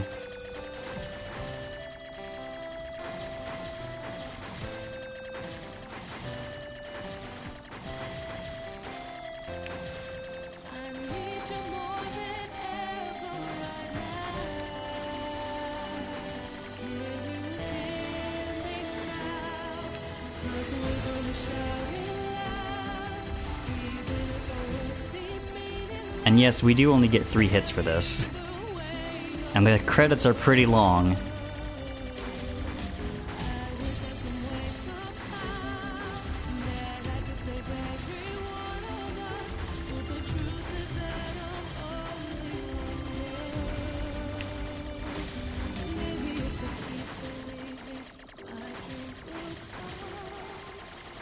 I am already having trouble keeping my aim straight. That is not good.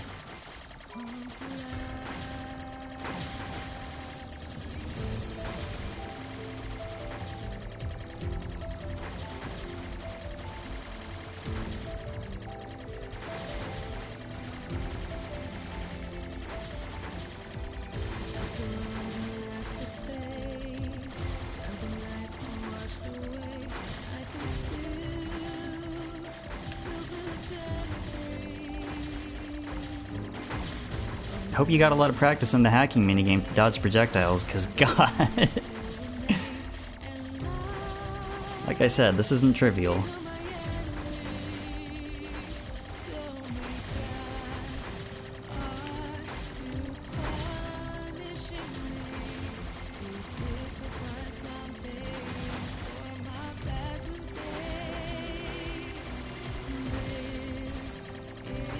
You want to try and prioritize the bigger words of the credits, because they shoot out those purple projectiles that you can't destroy and have to dodge.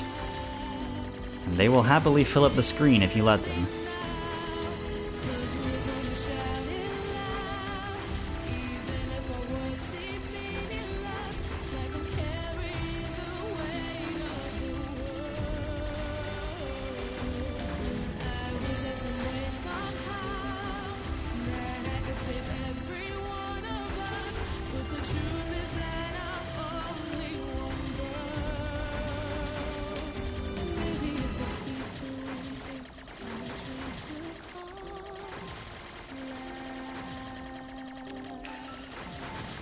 My hand is starting to hurt. Not a good sign. We are not anywhere close to done with this, I don't think.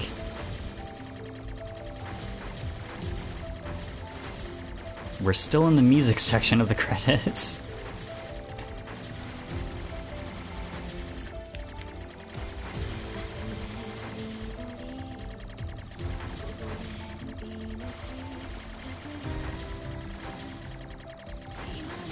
I do love that the vocals are switching between the languages of the different versions of Weight of the World as you go through this. That's pretty cool.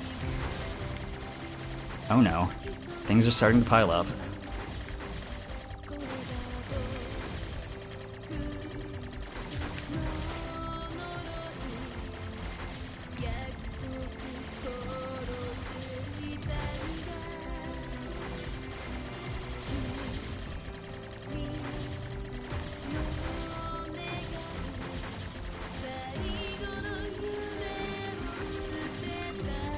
Sorry I'm being so quiet, I just gotta concentrate on dodging. I'm not terribly great at shmups.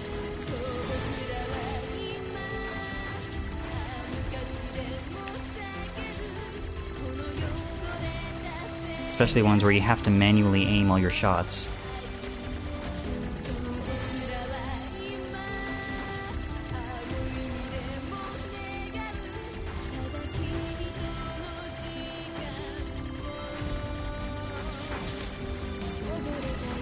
Pods? Y'all got anything to chime in right now? No? Just gotta keep going, I guess? That's fine. They'll pipe up later, I think.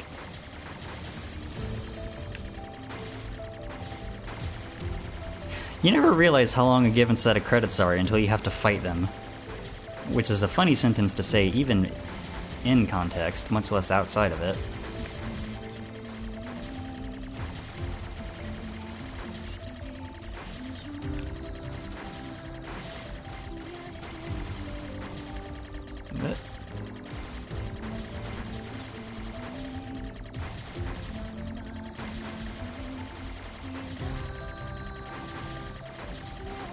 Ah, my hand hurts.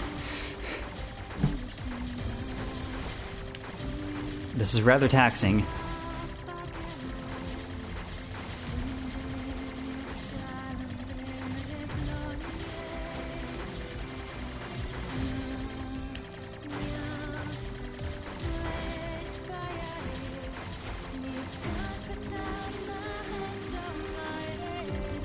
Whoa, almost got hit there.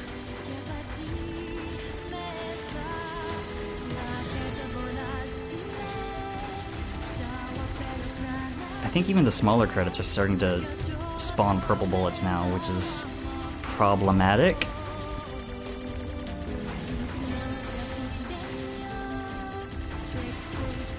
Yeah, they definitely are.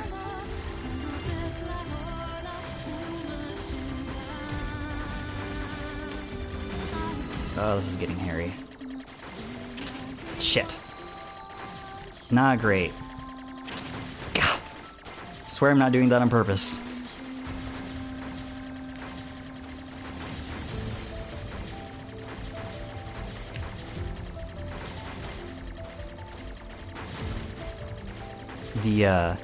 You do get checkpointed during this.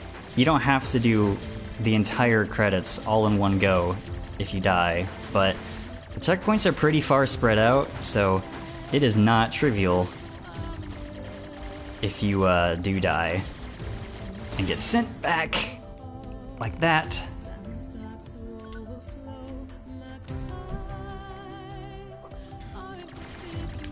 I seem to have spawned right at a checkpoint, in fact. Lucky me.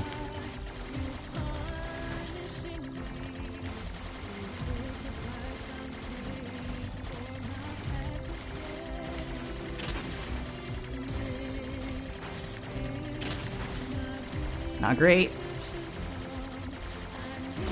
Shit. Message received. Do you accept defeat?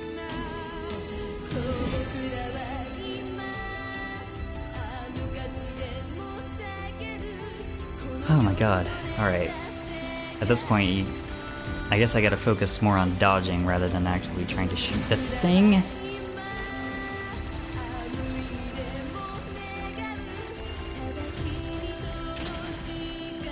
Easier said than done.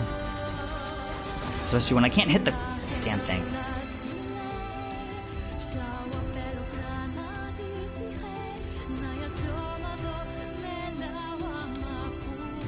These are messages from other players, by the way. which is touching.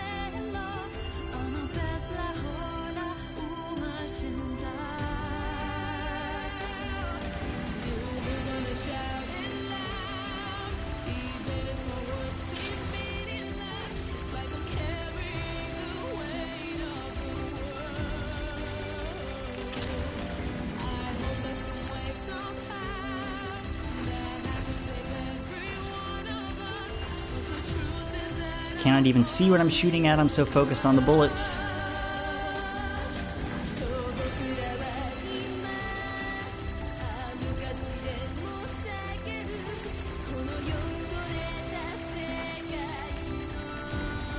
Die, marketing division. God damn it. No, I do not think games are silly little things. And as you die, more and more player messages show up. This is so cool. And the lyrics are rapidly switching between languages. And this is still difficult.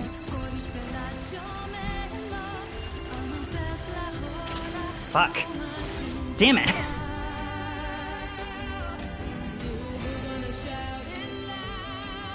Do you admit there is no meaning to this world? Absolutely not.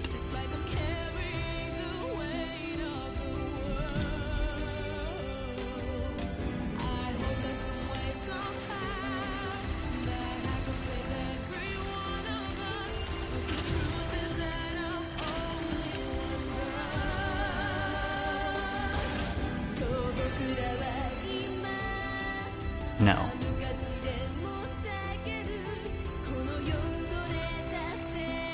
Rescue offer received from somebody named Roger, Death Poet 26.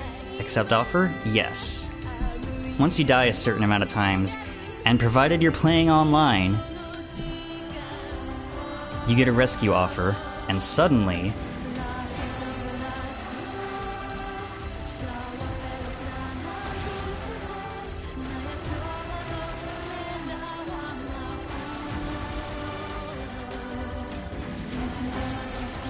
do I even need to say anything to this? How do you think of something so cool?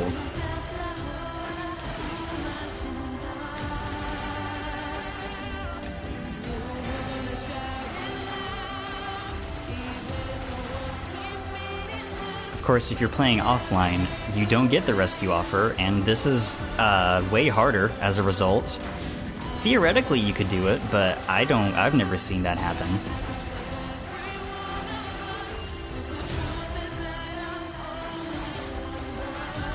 Not just the power of friendship from total strangers who you've never met, offering their assistance to you in your hour of need.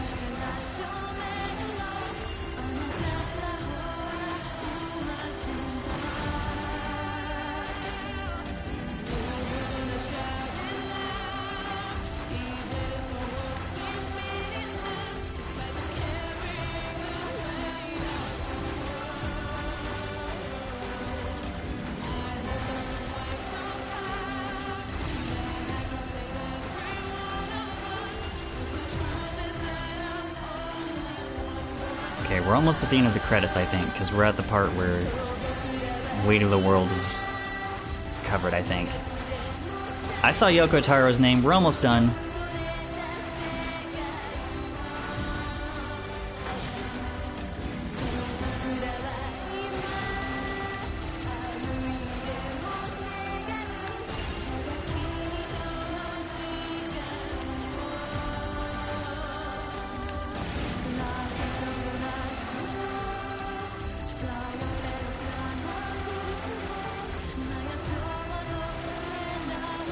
Get wrecked, Yosuke Matsuda's name in the credits.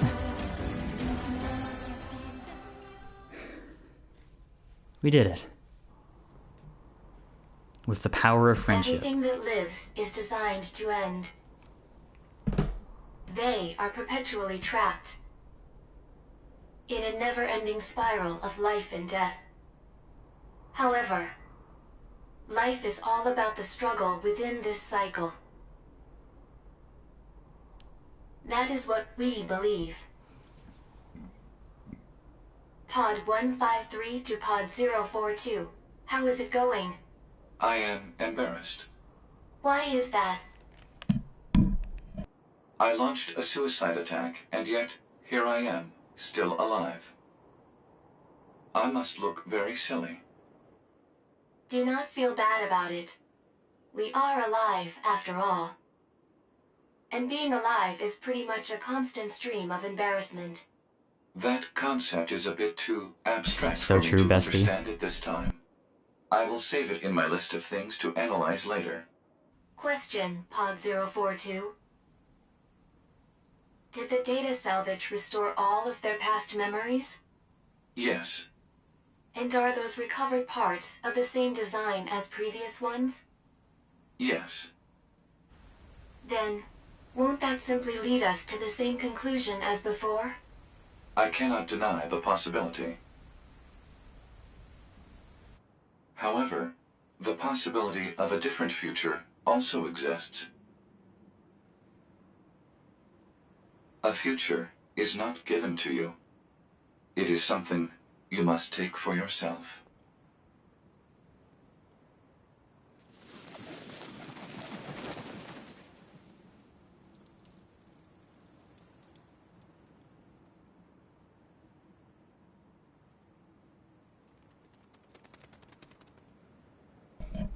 And so 2B, 9S, and A2 get to live again, free of the constraints of the stupid, pointless machine war. Pod 153 to player. Free to live their own Please lives. respond to this query. Do you, faithful player, Cadenza. have anything you would like to say to other players who are suffering because they cannot finish Nier Automata? I don't think that's how you pronounce that word, but yes. Let's see.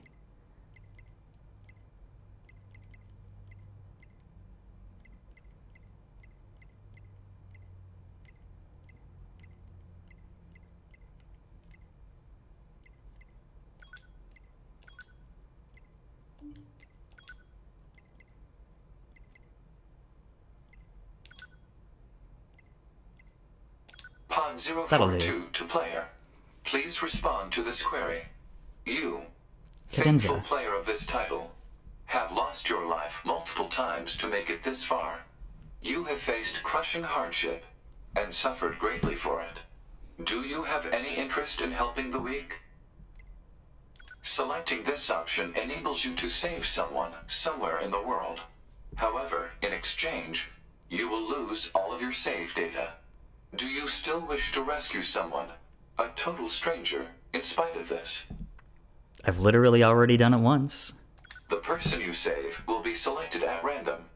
As a result, this person, who cries out for help even as we speak, may be someone you intensely dislike. Do you still wish to help? That's fine. You worked so hard to unlock debug mode and chapter select, but they will no longer be available to you.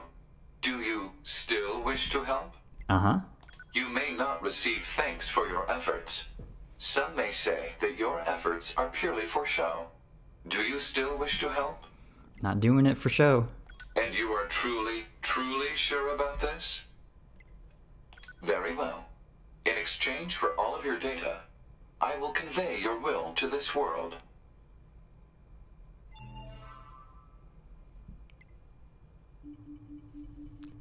And so, just like in the first game, with its final ending, we get to watch all of our shit get deleted in real time. Not literally real time, but you know what I mean.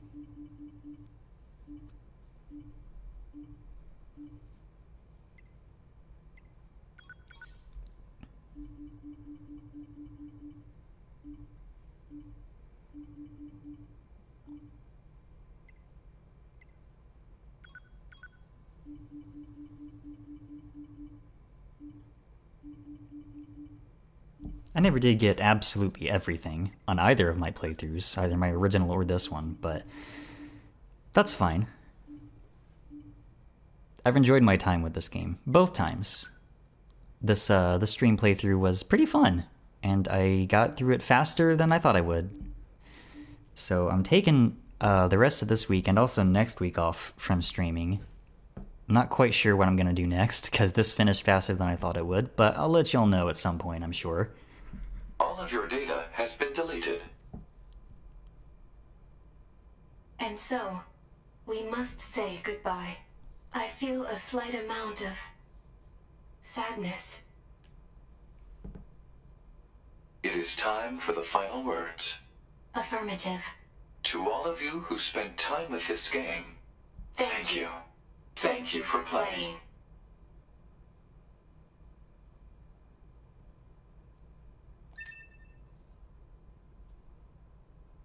And thank y'all for watching. It's been fun. I'm not 100% sure what I'm going to do next, but I'll figure that out. I've got some time. But until then, thank you very much for watching. I'll see y'all later.